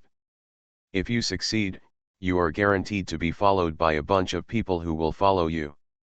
Think about how much money you can get back this time, and the financial pressure of building factories will be gone. Yes, Zhuangzi is right. Whatever business we are doing, these points are actually the same, that is, we must have the vision and courage to be ahead of others, and we must dare to be the first in the world. Meng Ping agreed. The same goes for us. Think about it, if we wait for others to discover the value of Xinbu Island and then develop it, what will happen to us? Jiang Chen stared at the piece of paper Meng Ping scribbled on. He also thought Meng Ping's plan was perfect. He agreed, and let's do it. He took the piece of paper from the table, folded it and put it in his pocket, and said to Meng Ping, "This belongs to me. Hold on, this may be a moment to witness history. You may subvert Sijiking's entire business model," Lu Ligan said with a smile. "By the way, you need to use the Spring Festival holiday to help Jiang Chen draft a franchise agreement. This agreement should be written in an easy-to-understand way so that people can understand it at a glance," Meng Ping and Lu Ligan said. Lu Ligan said yes, and he will take care of me. At noon, Jiang Chen and Xiao Zhao took Lu Ligan and Meng Ping to the Zhongshenji restaurant, which was the most popular restaurant in Hangzhou at that time. After eating, the two groups broke up in front of the hotel, and Meng Ping, Cao Ziahe and the others continued to go. Wu Kai, Lu Ligan, Jiang Chen and Xiao Zhao took Zhang Xiangbei to Yongcheng. Lu Ligan wanted to drive, but Wu Zaiwai refused to give him the key. Wu Zaiwai said that he was in the city now and would wait until he got outside the city. Lu Ligan had no choice but to sit in the passenger seat. Jiang Chen and his family of 3 sat in the back seat. Xiao Zhao shouted, "Our tickets!" Lu Li said without looking back, "Cancel it. 2 tickets only cost a few yuan." Wu Zaiwai drove out of the hotel parking lot. He was supposed to turn left, but Wu Zaiwai turned right and drove towards Huancheng North Road. Lu Ligan shouted, "Where the hell are you going?" Wu Zaiwai ignored him and asked Jiang Chen, "Mr. Jiang, is it Wulanmen Station or the ship terminal?" Jiang Chen understood and said with a smile, "Ship pier." Lu Ligan glared at Wu Zaiwai and had nothing to say. The car stopped at the gate of the ferry terminal. Jiang Chen ran out with 2 tickets. Many people who had not bought tickets were waiting in front of the ticket window. Jiang Chen refunded the tickets as soon as he arrived and returned to the car. Lu Ligan asked him, "Are you satisfied now?" "Of course, when we sell 1 piece of clothing, we can't earn more than 2 train tickets," Jiang Chen said. "That's right." Xiao Zhao also smiled, "Thank you, Master Wu." The car passed under the Qiantang River Bridge and arrived at the Liuhe Pagoda, which was already on the outskirts of Hangzhou. Lu Ligan looked at Wu Zaiwai. Wu Zaiwai looked ahead and muttered, "I'm 29 years old. What's wrong with the cars on this road, so much more?" Lu Ligan asked, "Did you forget something?" "No," Wu Zaiwai said, "don't you just want to drive? As long as I'm still awake, you can drive for a while. You can drive later." Jiang Chen and Xiao Zhao were laughing from behind. Wu Zaiwai didn't stop, and Lu Ligan had nothing to do. Fortunately, to go to Yongcheng, he had to pass through Tonglu. Wu Zaiwai's home was in Tonglu. When he arrived at Tonglu, Wu Zaiwai had to get off the car. "Humph, then, even if you don't let it go, there is nothing you can do." The car drove to the foot of Tongjun Mountain and saw Tonglu County on the other side of the river. After passing the bridge over the Fenshui River, the car entered Tonglu County. Wu Zaiwai showed no intention of stopping. Lu Ligan shouted, "Hey, you're not humming going home." Wu Zaiwai glanced at him and said, "My home is not in Tonglu town, but in Qililong. Didn't you say that you have been to the hydraulic machinery factory? You don't even know where it is." Wu Kai snatched the prize, leaving Lu Ligan speechless. "Well, anyway, there is still 10 miles to go, and we will reach Qililong." When they were approaching the three-way intersection at Keelilong, Lu Ligan and Wu Zayawai said, "Turn in, and go to your shabby factory here. I remember there are still 4 or 5 miles to go. I allow you to drive your Daban to your factory, show off your power, and I'll drive out again." Wu Zayawai said thank you, but when he reached the fork in the road, he drove straight past. Lu Ligan cursed, "What the hell are you doing? You're not alone in the car. If you were alone, I wouldn't care about you and the kids. I'll take you to Yongcheng and take the shuttle bus back." Lu Lizan was so angry that the hair on his head stood up, and he cursed, "Are you sick that you have no confidence in me?" "Have you given me confidence?" Wu Zayawai said. "How about you ask Mr. Zhang if you want me to give it to you?" Zhang Chen and Xiao Zhao laughed, and Zhang Chen shouted, "Yes, I have no confidence in him driving." Wu Zayawai smiled proudly, "See, this is also the passenger's request." "What a passenger, he's just traveling with you," Lu Ligan scolded. "Yes, then I am even more responsible for sending them to Yongcheng safely." "What time did you arrive in Yongcheng? Is there still a humming shuttle bus back?" "You don't need to worry about it. I'll just stop a passing car. This little thing is nothing." Xiao Zhao still smiled and said, "Thank you, Master Wu, for sending us." When the car arrived at the downstairs of Zhang Chen's house, Wu Zayawai and Lu Ligan helped them take their things upstairs. Zhang Chen sent them two downstairs. Zhang Chen and Wu Zayawai said, "Xiao Wu, it's already too late anyway. Either have dinner and then go back." Wu Zayawai quickly said, "The old man and woman in my family know that I will come back today, but they are still waiting at home." "Get in the car and get in the car," Lu Ligan urged Wu Zayawai.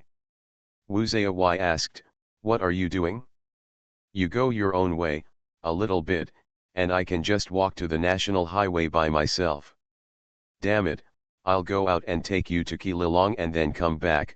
"Okay," Lu Ligan cursed. Wu Zayawai smiled and said, "This is okay, this is okay." Zhang Chen looked on from the side and almost burst out laughing. Lu Ligan sat in the driver's seat angrily, and Wu Zayawai quickly waved to Zhang Chen and said goodbye to Mr. Zhang while sitting in the passenger seat. Lu Ligan started the car. Zhang Chen thought of something and hurriedly caught up 2 steps and knocked on the car. Lu Ligan stopped the car, rolled down the window and asked, "What else farts?" Zhang Chen took out his big brother from his trouser pocket and said to Lu Ligan, "Your broken big brother is useless here. Take this with me. If anything happens on the way, call me." Lu Ligan picked up Zhang Chen's eldest brother and drove away. Zhang Chen looked at the car going away and couldn't help but laugh again. 3 chapters today, and 1 more to come before 6 o'clock. The Pentium Era, South to North. Author, Mei Xiniang. Chapter 607.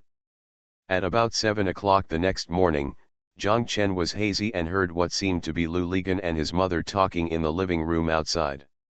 Zhang Chen quickly sat up and said to Xiao Zhao, "You continue to sleep, it seems. The pole is here, I'll go take a look."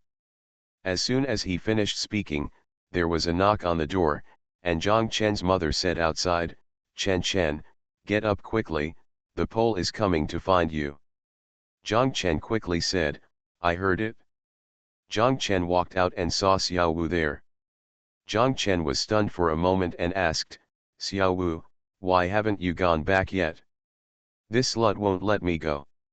"Now the whole group is waiting for him to leave before leaving," Xiao Wu scolded. Zhang Chen was about to ask what the whole group was waiting for, but Lu Ligan asked first, "Where is my son?" "Still sleeping. Why, do you have milk to feed him?" Zhang Chen said angrily. Lu Ligan let out a ha sound, "I haven't evolved this function yet." Zhang Chen was about to go to the bathroom to wash his face and brush his teeth when Lu Ligan shouted, let's go, the drums are beating, just waiting for the 2 of us to come on." "Where to go?" "In the troop. You can't be so humming ruthless and ruthless, have you really forgotten about the troop?" Are you going to show off? Zhang Chen came to his senses. Let's go quickly, don't be nagging, Xiao Wu is still waiting to go back to his quiet hometown to celebrate the new year. As Lu Ligan spoke, he came to pull Zhang Chen away.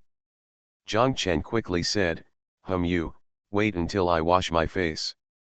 Wash your farts, even if you haven't washed them for 10 years, people there will know you. Lu Ligan couldn't help but pull Zhang Chen out. Zhang Chen had no choice but to rub his face with both hands while walking. This was also the emergency method when they used to perform outside and get up early in the morning and couldn't find water in the cold weather. When I got downstairs, I saw Lu Ligan's car parked there, with many people watching. This was the first Mercedes-Benz in Yongcheng, so it was normal for people to watch. After getting in the car, Zhang Chen said, "It's not bad. I even asked you to drive it back last night, and not a single wheel fell off. What a joke, you really listened to that bastard Wu Kai's nonsense. My driving skills are so good that I can even win a prize," Lu Ligan shouted. Lu Ligan drove his car and walked slowly on the street. He also rolled down the window.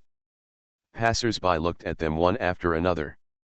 Zhang Chen cursed, "Damn it, it's such a cold day, why don't you close the window quickly? Brother Ganzi is really wishing that this car had no roof." Xiao Wu suddenly said this, and Zhang Chen burst into laughter. Lu Ligan also smiled and said, "Did you see that our three musketeers have finally returned to Yongcheng? Why go back to Yongcheng?" "I haven't always been here," Xiao Wu asked. "It's different. I mean that the three musketeers of Yongcheng who caused havoc in Haikan finally reunited and returned to Yongcheng."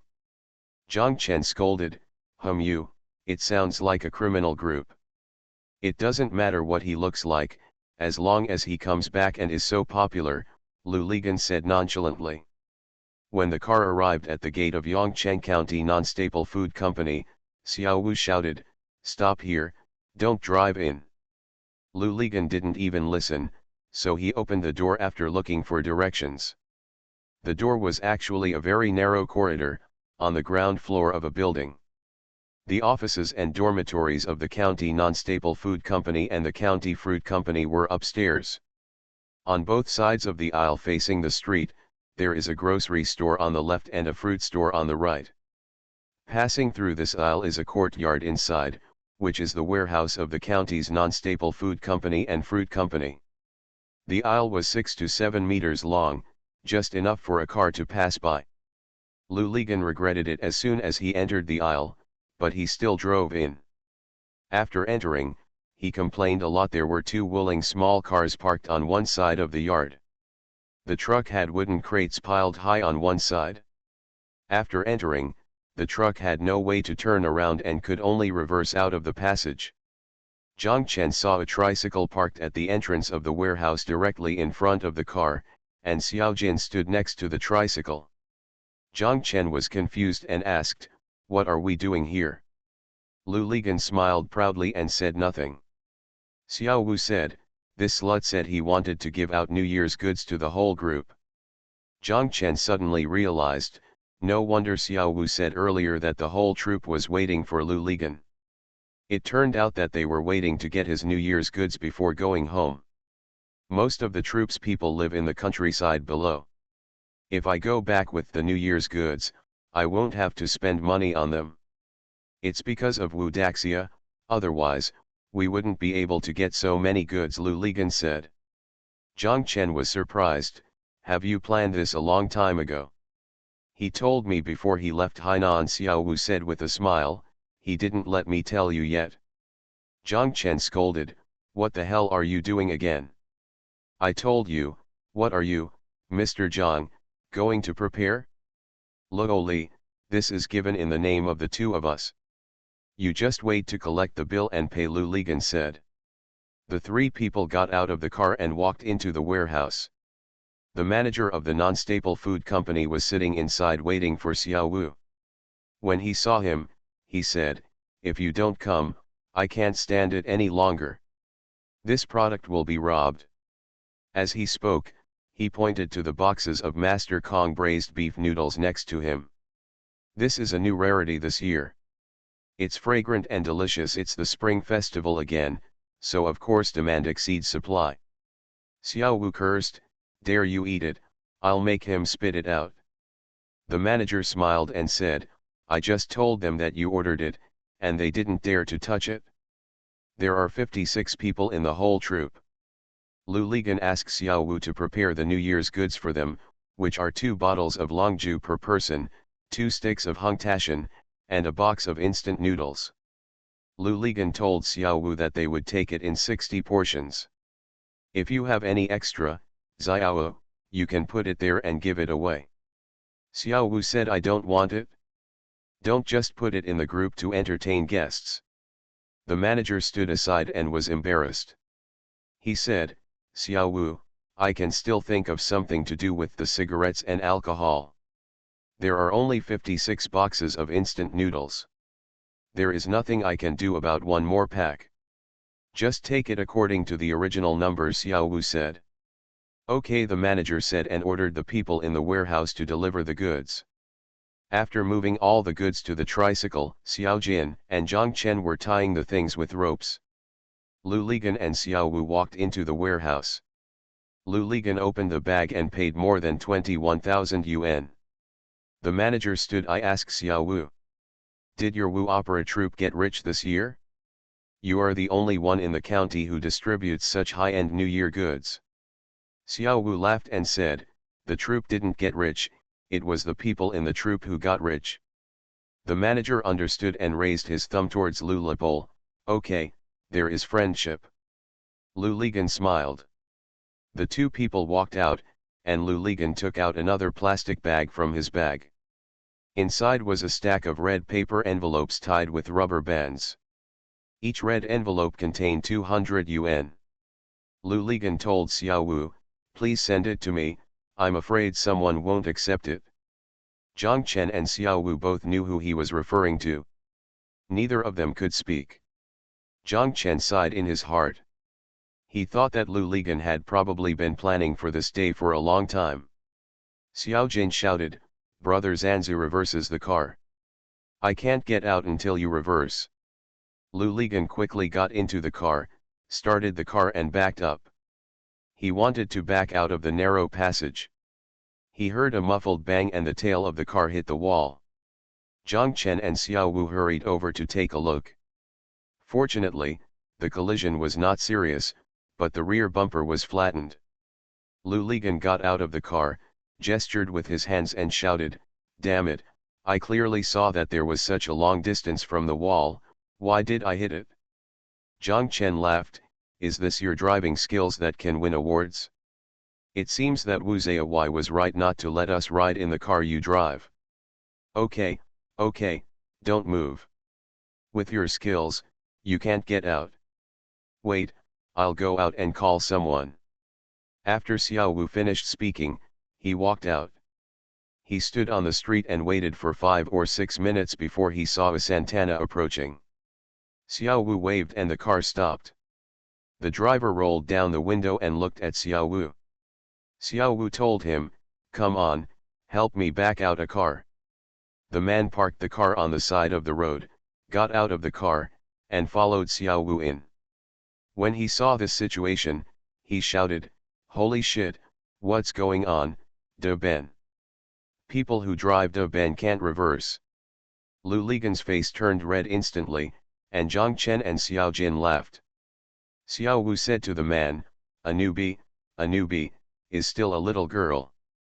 No wonder, the little girl drives such a high-end car. She is the daughter of some rich man. Xiao Wu, have you got it?"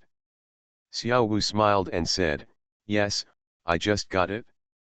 The man got into the car, started the car, moved the car forward a little, readjusted the direction, and hit the accelerator, and the car went out of the passage. Xiao Jing climbed onto the tricycle. Zhang Chen, Lu Ligan, and Xiao Wu walked out of the passage. Zhang Chen was still smiling. Lu Ligan wanted to hit Xiao Wu and cursed. "Who the hell are you calling the little girl?" Xiao Wu said while running away, Then I say it was you who drove it, can you afford to be embarrassed? Lu Li stood upright, holding the steering wheel with both hands, and carefully turned up the steep arc. Zhang Chen saw that Jiufang was full of people standing in groups to the east and west. Almost the entire group was standing there. Arrived downstairs. They saw a black car slowly driving up from the bottom of the slope. Everyone was stunned, thinking, what kind of day has it been, why is there any big shot coming to their poor place?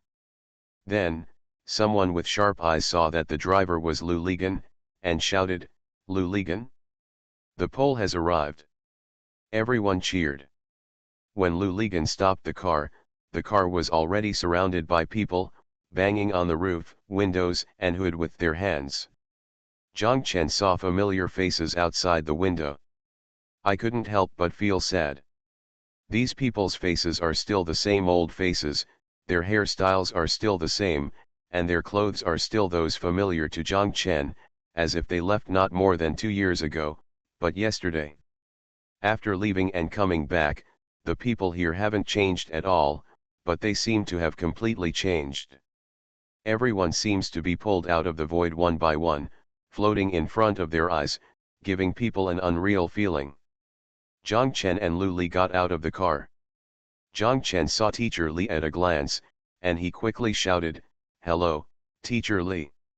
Teacher Li smiled and said, Okay, Zhang Chen, you are finally back. Zhang Chen then saw Teacher Su and quickly shouted, Hello, Teacher Su. Teacher Su smiled and kept nodding. Zhang Chen then saw Su Jianmei squeezed out of the crowd. At first sight, both of them were stunned for a moment. Su Jianmei's eyes were red. She came closer and hugged Zhang Chen. Everyone burst into laughter. Brother, brother, brother, and brother, Lu Ligan shouted. Su Jianmei let go of Zhang Chen and hugged Lu Ligan again. Everyone burst into laughter again. At the bottom of the slope, Xiao Jin yelled. Xiao Wu heard it, waved his hand and shouted, The things are here, go down and help push the cart. Several little students ran down the slope with a splash, and then a tricycle loaded with goods came up from the slope little by little.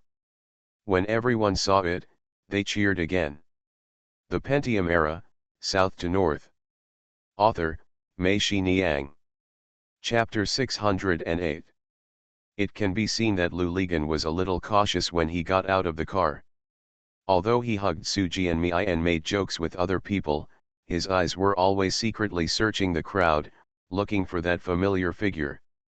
It wasn't until he confirmed that there was neither Tan Shahen nor Feng Logui in the crowd that Lu Ligan sighed secretly and relaxed. But in his heart, he felt a little disappointed. If you wear beautiful clothes every day, you should show them to the person you want to see them. Zhang Chen was also looking for Tan Shahen in the crowd, but couldn't find her. He knew that she had deliberately avoided it, and Zhang Chen was relieved. Don't take it off, Pole, are you going to start sending it out now? Xiao Jin led the young students and was about to unload all the goods from the tricycle. Teacher Li saw it and stopped him quickly. He thought that he could just take it one by one from the tricycle, why bother to carry it up? The next one is doing useless work. Teacher Li asked Lu Ligan, and Lu Ligan quickly said yes. Teacher Li clapped his hands and shouted to everyone. Okay, I won't say any more thanks to Zhuang Ziyi and Zhang Chen. Everyone knows what they are saying. Come on, everyone will line up. Everyone has 2 bottles of good wine and 2 good cigarettes. I have a big red envelope. You can take it home and celebrate the Chinese New Year in a dignified way. Don't squeeze in. Those who live in the group have to give in and want to go back. They have to catch the train. In front of the tricycle, a queue formed immediately.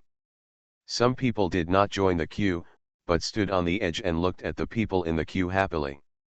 The people in the queue were all eager to go back to the countryside. Those who stood and watched were those who planned to stay in the group for the new year, and they were not in a hurry. Teacher Li and Xiao Jin stood in front of the tricycle handing out New Year's goods. Xiao Wu stood beside them, holding a stack of red envelopes in his hands. Those who had received the New Year's goods would receive a red envelope from Xiao Wu, holding it in both hands. There was nothing left, so Xiao Wu stuffed the red envelope into the pocket indicated by them. 2 bottles of wine, 2 cigarettes, and a box of instant noodles. Everyone felt that the New Year's goods were heavy. The people who were standing on the side watching unknowingly gathered around Lu Ligan's car. Lu Ligan opened all 4 car doors and let these people get in and out one by one. Lu Ligan stood on the side. On the car, explaining all the issues they raised, from price to performance to how long it would take to drive from Hainan to here. Zhang Chen stood outside the crowd for a while, walked up the steps, and walked into the building. He looked towards the office and saw that the door was open, so he walked over. He wanted to see this shabby office. Is it still the same?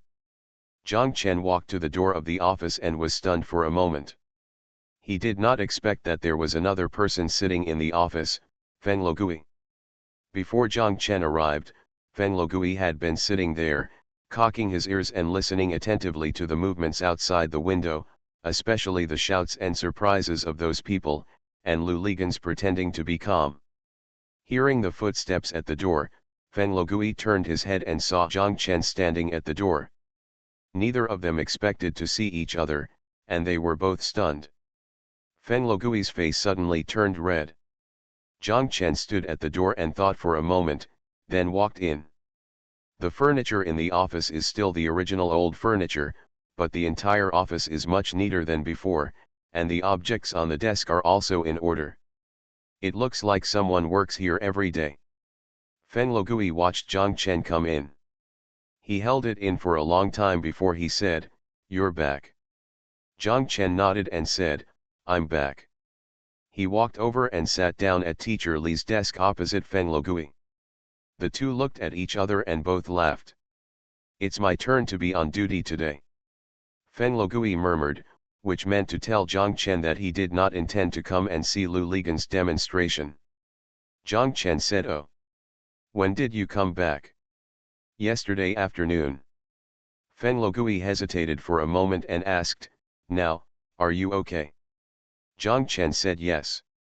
"I heard that your wife just gave birth to a baby." Zhang Chen said yes and gave birth to a son. "That's great." Feng Logui smiled. Zhang Chen also laughed.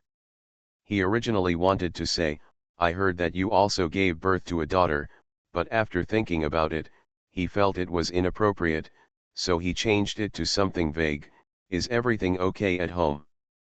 Feng Logui nodded and said, "Okay." The two of them were silent for a while.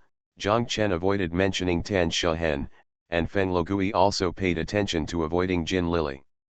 If women can't even be mentioned, there will be no topic of men. They heard the crowd outside gradually thinning out. Many people had received New Year gifts and red envelopes and walked to the car. With their hands free, they bumped Lu Lipol with their bodies and said to him, "Pol, thank you." Then go down the curved ramp and happily catch the car. That, work relationship, Zhang Chen, there is no other way, I have fought for it with the bureau," Feng Logui said. "Thank you, I know you can't make the decision on this matter," Zhang Chen said. "But I will keep the room upstairs for you," Feng Logui said. "I think you will come back sooner or later." Zhang Chen nodded and said thank you. "In fact, there is nothing. It has been of no use for such a long time. There are always some personal things." Feng Logui's voice lowered, almost whispering. Zhang Chen said yes, I will go up and clean it up later, and the group can make other arrangements. Actually, there's no rush," Feng Logui said. Zhang Chen, where are you?" Lu Ligan's cry came from the corridor. Zhang Chen saw Feng Logui suddenly panicking and his face turned pale. Zhang Chen quickly stood up and walked out of the door. Lu Ligan was almost at the door of the office. Zhang Chen put his arm around his shoulders and asked, "Is the distribution finished outside?" "It's still being distributed, it's almost finished," Lu Ligan said. "Who is in the office?" "No one." You woke me up so humming early in the morning. I'm so sleepy that I came here to take a nap. Lu Ligan wanted to continue walking over there, but Zhang Chen stopped him and said, "Let's go upstairs and have a look in the room. I wonder what's going on in the room now." Lu Ligan was already walking toward the stairs in Zhang Chen's arms, but he still turned around and looked back. "Did you bring the key?" Zhang Chen asked. "What key do you need? Just kick in. Will you come to this place again?" Lu Ligan cursed. The two people went upstairs and separated at the stairs on the second floor. Zhang Chen stood at the stairs and saw Lu Ligan walking to the door of his room. He did not kick the door, but took out the key from his bag, opened the door and went in. Zhang Chen just went upstairs and was pulled out by Lu Lipol in a hurry in the morning. He really didn't bring anything with him. He pressed his shoulder against the door and with a little force, the door opened with a click. By the lock pin of the spirit lock was completely pulled out from the wooden door frame and hung on the deadbolt. The door opened suddenly, and a burst of dust rushed into his face, almost choking Zhang Chen. Zhang Chen stood for a while before walking in. He felt that there was a thick layer of dust on the bed, table, and floor inside. Zhang Chen frowned and regretted coming in. He stood there, looking around, calming down, and his eyes began to adjust to the dim light in the room. There is a transom on the door of this room, and the light in the corridor outside is on 24 hours a day, and the light is exactly at the transom, so this room is never dark no matter day or night. He remembered that several times, Jin Lily angrily wanted to smash the lamp in the corridor, but he stopped her. Zhang Chen walked to the window and opened the curtains.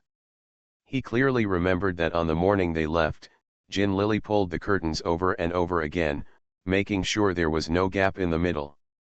Then he turned around and excitedly the ground told him, "Okay, the dust can't get in, so that when we come back, everything in the room will be the same as when we left. If the dust can be blocked by closing the curtains, then where does the dust in the room come from?" Zhang Chen himself felt strange. Now when he thought of these past events, it was as if he was thinking of other people's things, and his heart was calm. He remembered a word, dusty. Was it because of the dust that all their vitality was annihilated, and even their memories were lifeless, making people feel as if it happened in another world? He stood in front of the window and turned around. In the bright light, the room was indeed filled with dust. Looking at the room he had lived in for 5 or 6 years, he now felt alienated. He scanned the room again, and then remembered that the main reason why he came up was to push Lu Li away, but he also really wanted to come up and clean up what Feng Logui said, personal belongings. He took down several oil paintings he painted hanging on the wall, including a portrait of Jin Lily. He decided to keep it here, and let it decide its final fate. He didn't want to take it back. Saw by Xiao Zhao. He then saw the oil painting box behind the door, which was made by his father with the help of carpenters from the factory. Zhang Chen opened the oil painting box. The tubes of oil paint inside were hardened, and the paint on the palette was also caked. The entire palette was like an uneven topographic map of the world. Zhang Chen emptied the oil painting box. Put the empty box together with the paintings. He then opened the wardrobe, which was full of clothes belonging to himself and Jin Lily. The clothes they had saved in exchange for money at that time were actually cheap goods. Now when he thought about wearing them, they all changed. It was a bit funny. Zhang Chen closed the cabinet door and let these things go. Zhang Chen walked to a 2-drawer table and opened one of the drawers. Each drawer was filled with sketches of scenes he had drawn. Zhang Chen closed the drawer. Opening another drawer, there were 3 photo albums inside. Zhang Chen picked up the top one and opened a few pages to look at it. There were either photos of Jin Lily or photos of himself and Jin Lily. Zhang Chen put the album together and didn't want to read on. The other 2 books had similar contents, but he didn't even open them.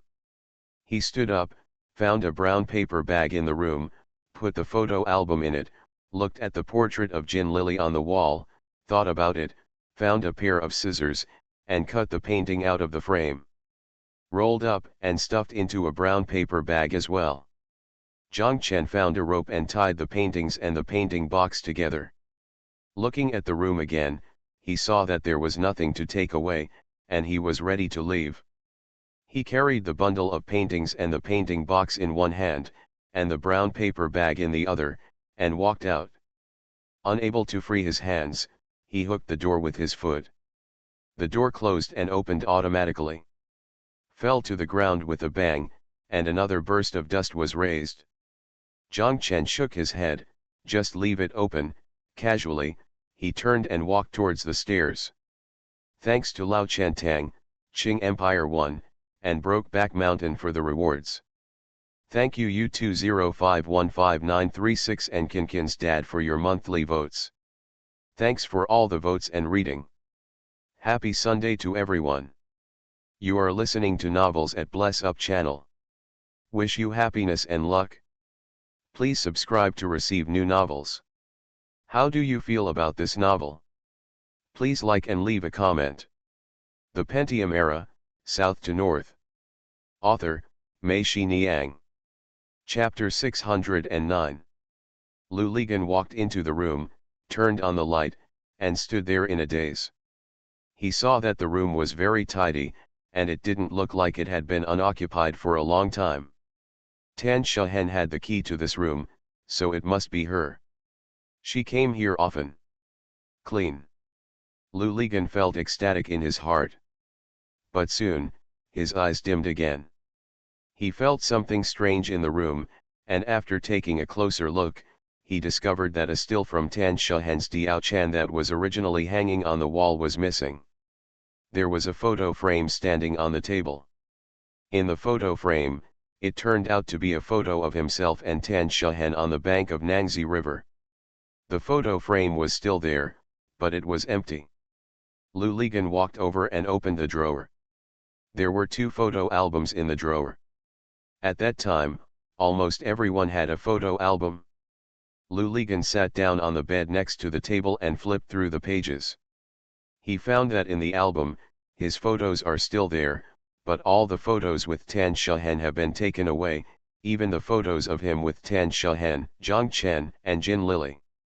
Lu Ligan clearly remembered that there was also a photo of the newly written Wu opera Water Comes, which was performed in the province, of all the cast and crew and the leaders of the Provincial Department of Culture, which was also taken away. This play was written by Lu Ligan. It caused a small sensation in the province at that time and won the 2nd prize in that performance. Tan Shahen played the role of Chiu Aijhan, the labor model in it. The more Lu Ligan thought about it, the colder he became.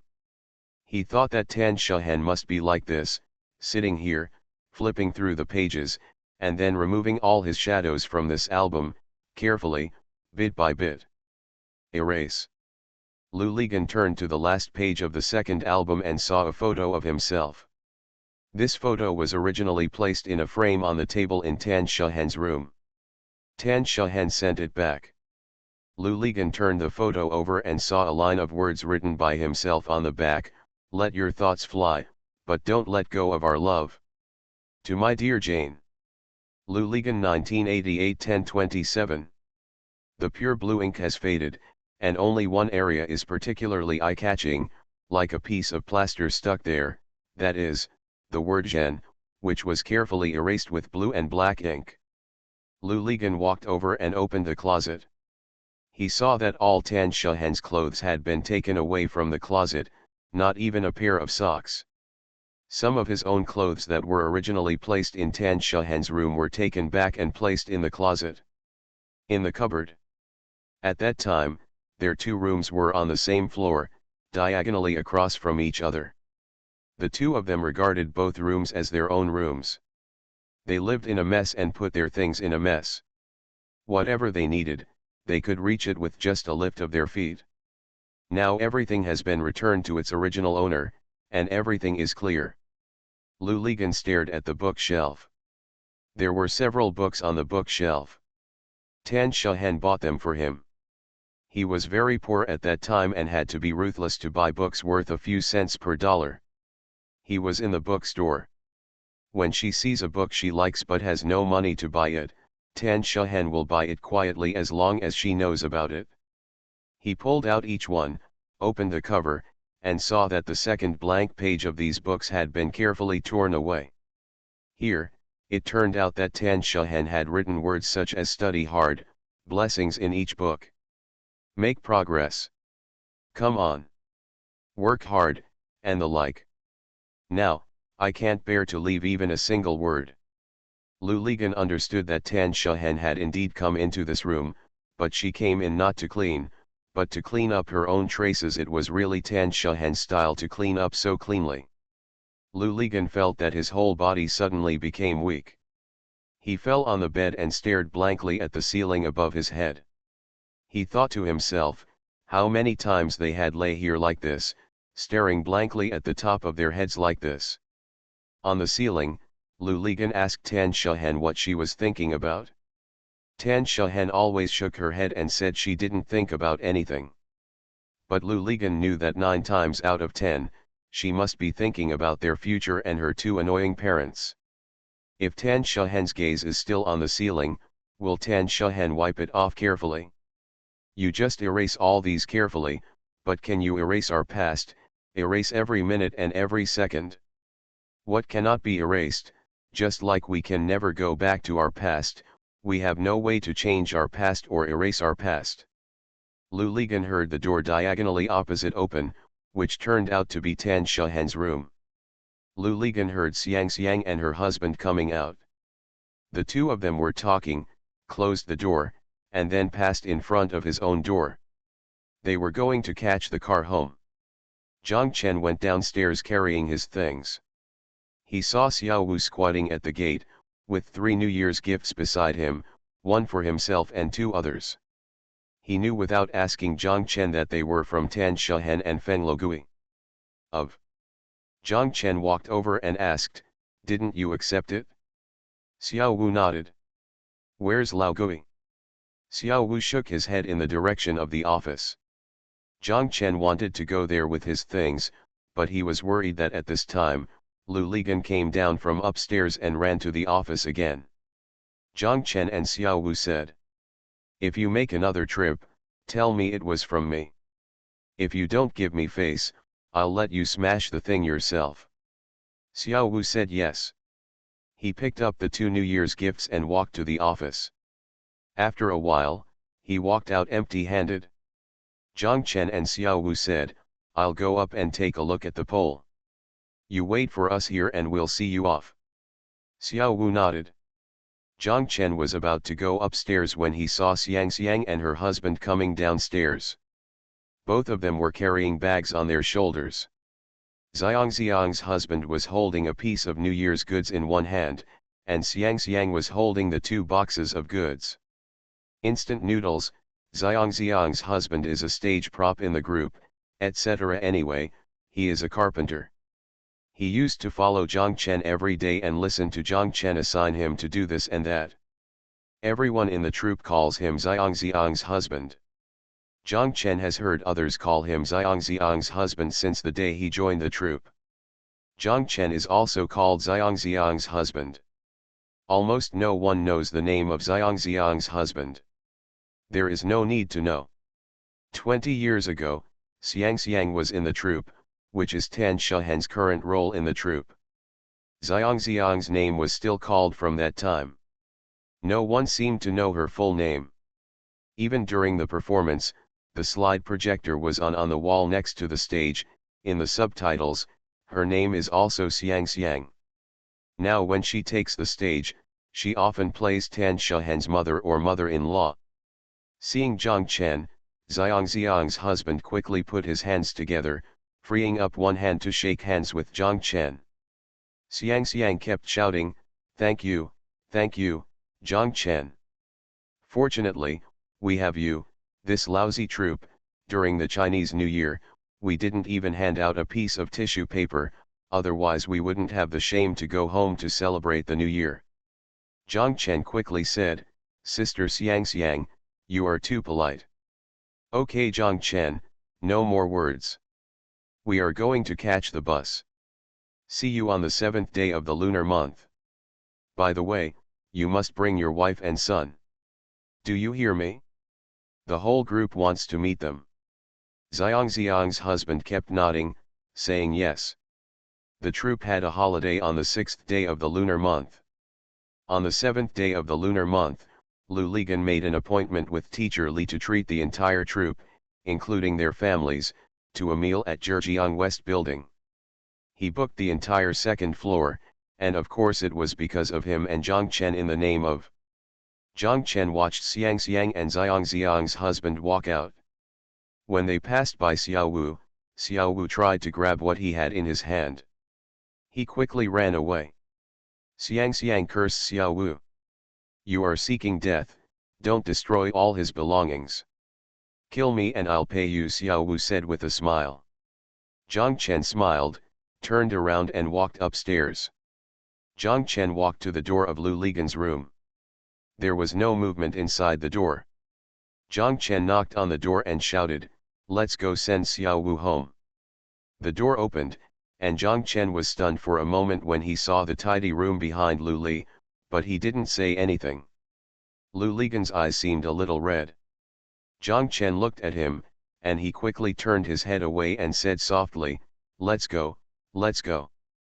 Zhang Chen saw him walking out empty-handed and asked, "You didn't take anything?" "No need to take it," Lu Ligan said. 2 people went downstairs, and 3 people got in the car. The car drove out of Yongcheng County, drove along National Highway 320 for half an hour, and drove along a county road for 10 minutes before arriving at a ferry terminal, Xiao Wu's home. In the mountains across the river, after crossing the ferry, he still had to ride a tractor for more than half an hour to get home. Zhang Chen and Lu Ligan could only be sent here. Lu Ligan took out 2 big red envelopes from his bag and told Xiao Wu that one was mine and the other was Zhang Chen's. Xiao Wu blushed and quickly declined, cursing, "What the hell do you mean? What the hell do you mean?" Lu Ligan yelled back, "It's not for you, it's for the elderly in your family." Zhang Chen also said, "Take it, Xiao Wu." Xiao Wu still shook his head and said, "I don't want it." "Damn it, are you so open-minded when the 3 of us are eating from the same pot?" Lu Ligan scolded. Zhang Chen nodded and said, "The Pole is right." Lu Ligan stuffed the 2 red envelopes into the cigarette bag, and Xiao Wu finally refused. The boat had just docked and would stop for 10 minutes. 3 people stood there. Zhang Chen and Xiao Wu said, "Xiao Wu, if you can't stand up for things outside now, don't stand out. If you don't want to stay in Yongcheng, go to Hangcheng and help me. You can fight back to Haikan. Cao Kuoking is doing well now. By the way, that guy in Yilin misses you too." Xiao Wu nodded yet. Lu Li laughed loudly and said to Xiao Wu, go away, it was as if we had never seen each other. You came back on the 6th day of the Lunar New Year and we haven't left yet." Xiao Wu also smiled and said, "Brother Chen and Brother Zanzi, I'm leaving." Zhang Chen nodded and said, "Yes, go home and say hello to your parents." Xiao Wu got on the boat, and the 2 of them got in the car. When the car arrived at the outskirts of Yongcheng, Zhang Chen saw a large field of pruned mulberry trees on the roadside and a silkworm breeding farm in the distance. Zhang Chen and Lu Ligan said, "Pull over and park." Lu Li stopped the car. "Do you have any tools?" Zhang Chen asked. "What? Digging for earthworms. Get the hell out of here, you're digging for earthworms at this time." Zhang Chen smiled. The 2 got out of the car. Zhang Chen took the brown paper bag from the car. Lu Ligan took a glance at it, saw the photo album inside, and understood. Lu Ligan opened the trunk and found a toolbox inside. Zhang Chen opened it and took out a screwdriver and a pair of thread gloves. The 2 walked into the mulberry forest. Zhang Chen used a screwdriver to dig under a mulberry tree. After digging out the frozen layer on the surface, the soil below was very soft. Zhang Chen used the screwdriver to dig into the soil bit by bit, and then used with gloved hands, he dug out handfuls of dirt and soon dug out a pit. Zhang Chen put the 3 photo albums and the portrait of Jin Lily into the pit and took a deep breath. Lu Ligan had been squatting next to him smoking. He saw Zhang Chen's face with a look of astonishment and thought, I don't have anything to bury him. Thank you for the monthly votes of Lao Chen Tang and Guo Ji Ding Li Ji Blade. Thank you for all the recommendation votes and reading. I wish everyone a happy Sunday. The Pentium Era, South to North. Author, Mei Shi Niang. Chapter 610. On the 7th day of the Lunar New Year, in the Jaxi building, Tan Shahen and Feng Logui still didn't come. The rest of the troupe came, including their families, and there were more than 20 tables set up. Anyway, as long as people came, there weren't enough seats. Lu immediately shouted, add more tables, add more tables. Soon there was no room on the 2nd floor and it was moved to the 1st floor. There were only about 50 people in the troupe, half of whom were single.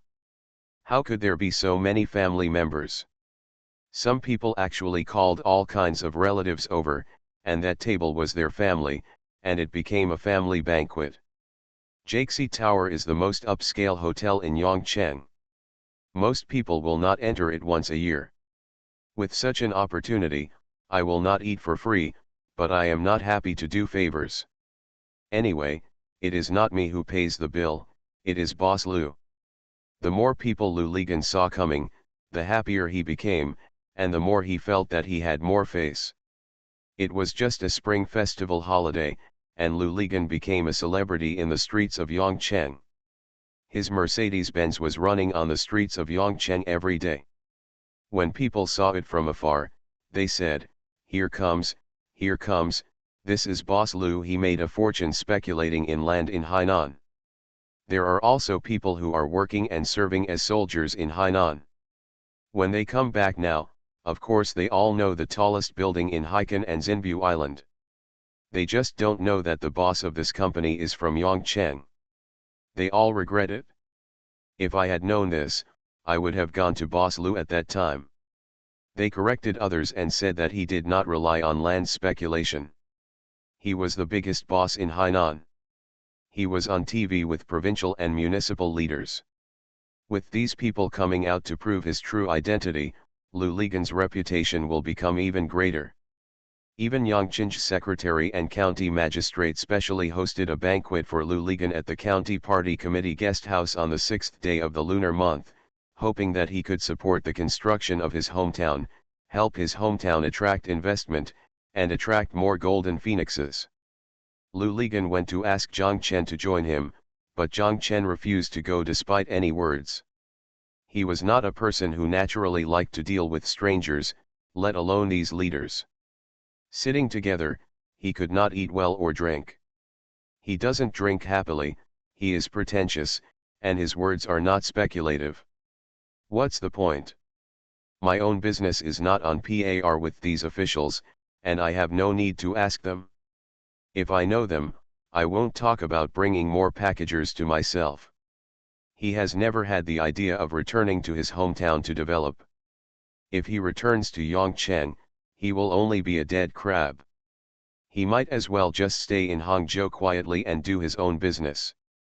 Instead of spending time dealing with the secretary and county magistrate, it would be better to have a good relationship with the secretary and director of Sanbeo village. They have a direct relationship with him, and he is familiar with it now. Zhang Chen refused to go, so Lu Ligan had to go alone. After listening to the secretary and the county magistrate's request, he immediately agreed, saying that it was no problem, and I could organize an inspection group whenever the county needed it. Yongcheng. Lu Ligan's words are not bragging. With his connections in Haikan, whether he is a boss from Hong Kong, Taiwan, or mainland China, if he wants to organize an organization, there will be no one who refuses to betray his account and organize an inspection group of dozens of people. It's a casual matter, and I guarantee that the business cards everyone takes out will have a very famous name. However, most of these people in Haikan are engaged in real estate. What can they invest in Yongcheng? If you ask Meng Ping to come to Yongcheng to invest in a company, he might as well just look at Lu Ligan's face and lend you a few million from the Yongcheng county government, and you can spend it yourself. The secretary and the county magistrate were very happy after hearing Lu Ligan's words. The secretary and Lu Ligan said that the writers and artists in our county's just concluded literary congress had great ideas. They suggested that our county could use us to located on the golden tourist route of 2 rivers and 1 lake.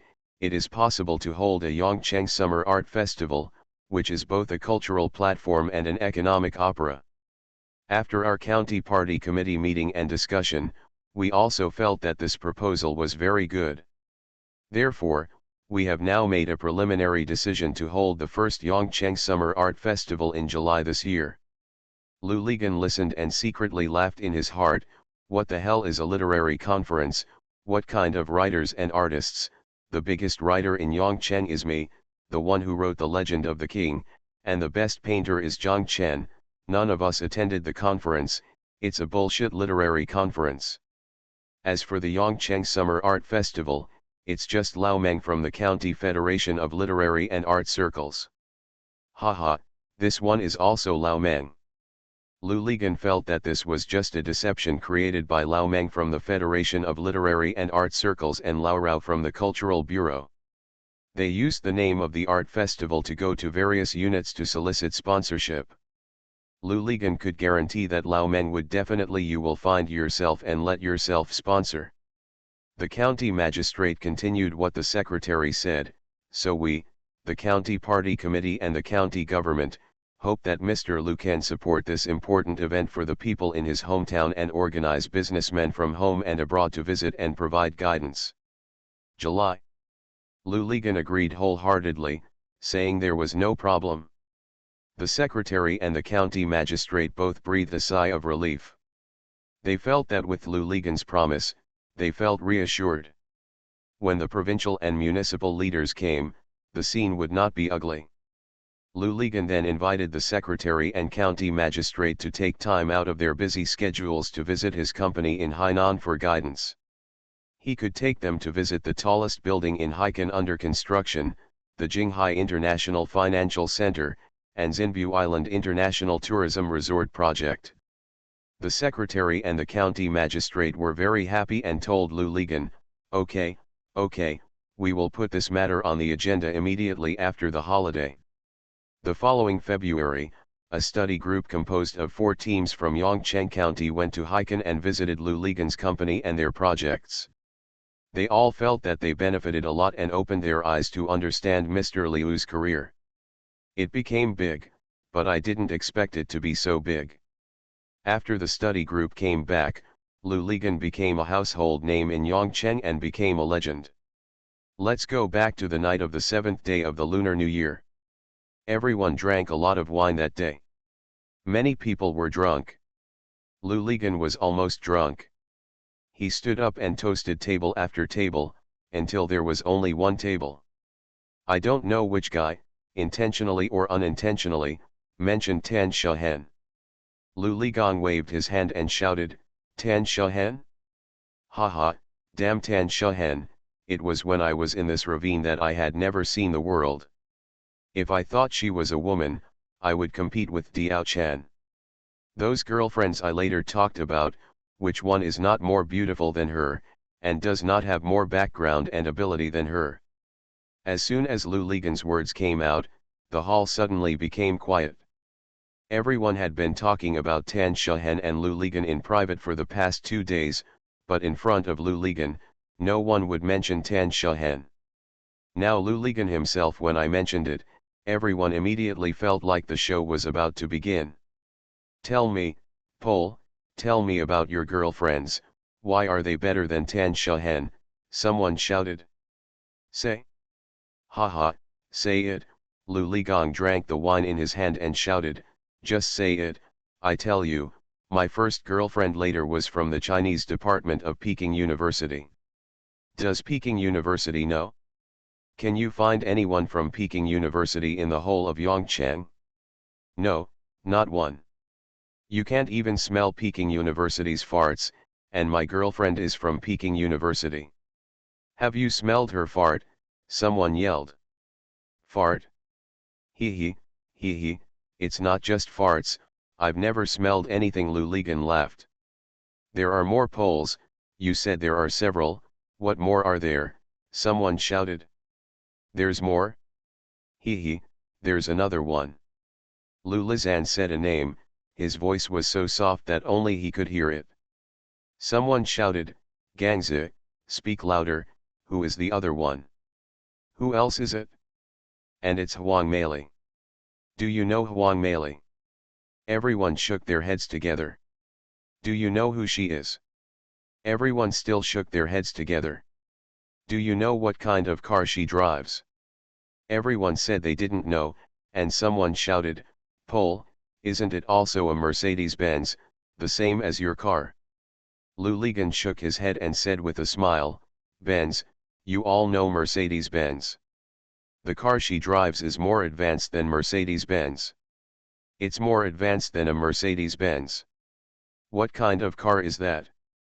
Lou Ligon took a step back, raised both hands, put one foot on the ground, and wanted to lift the other foot, imitating the Ferrari logo.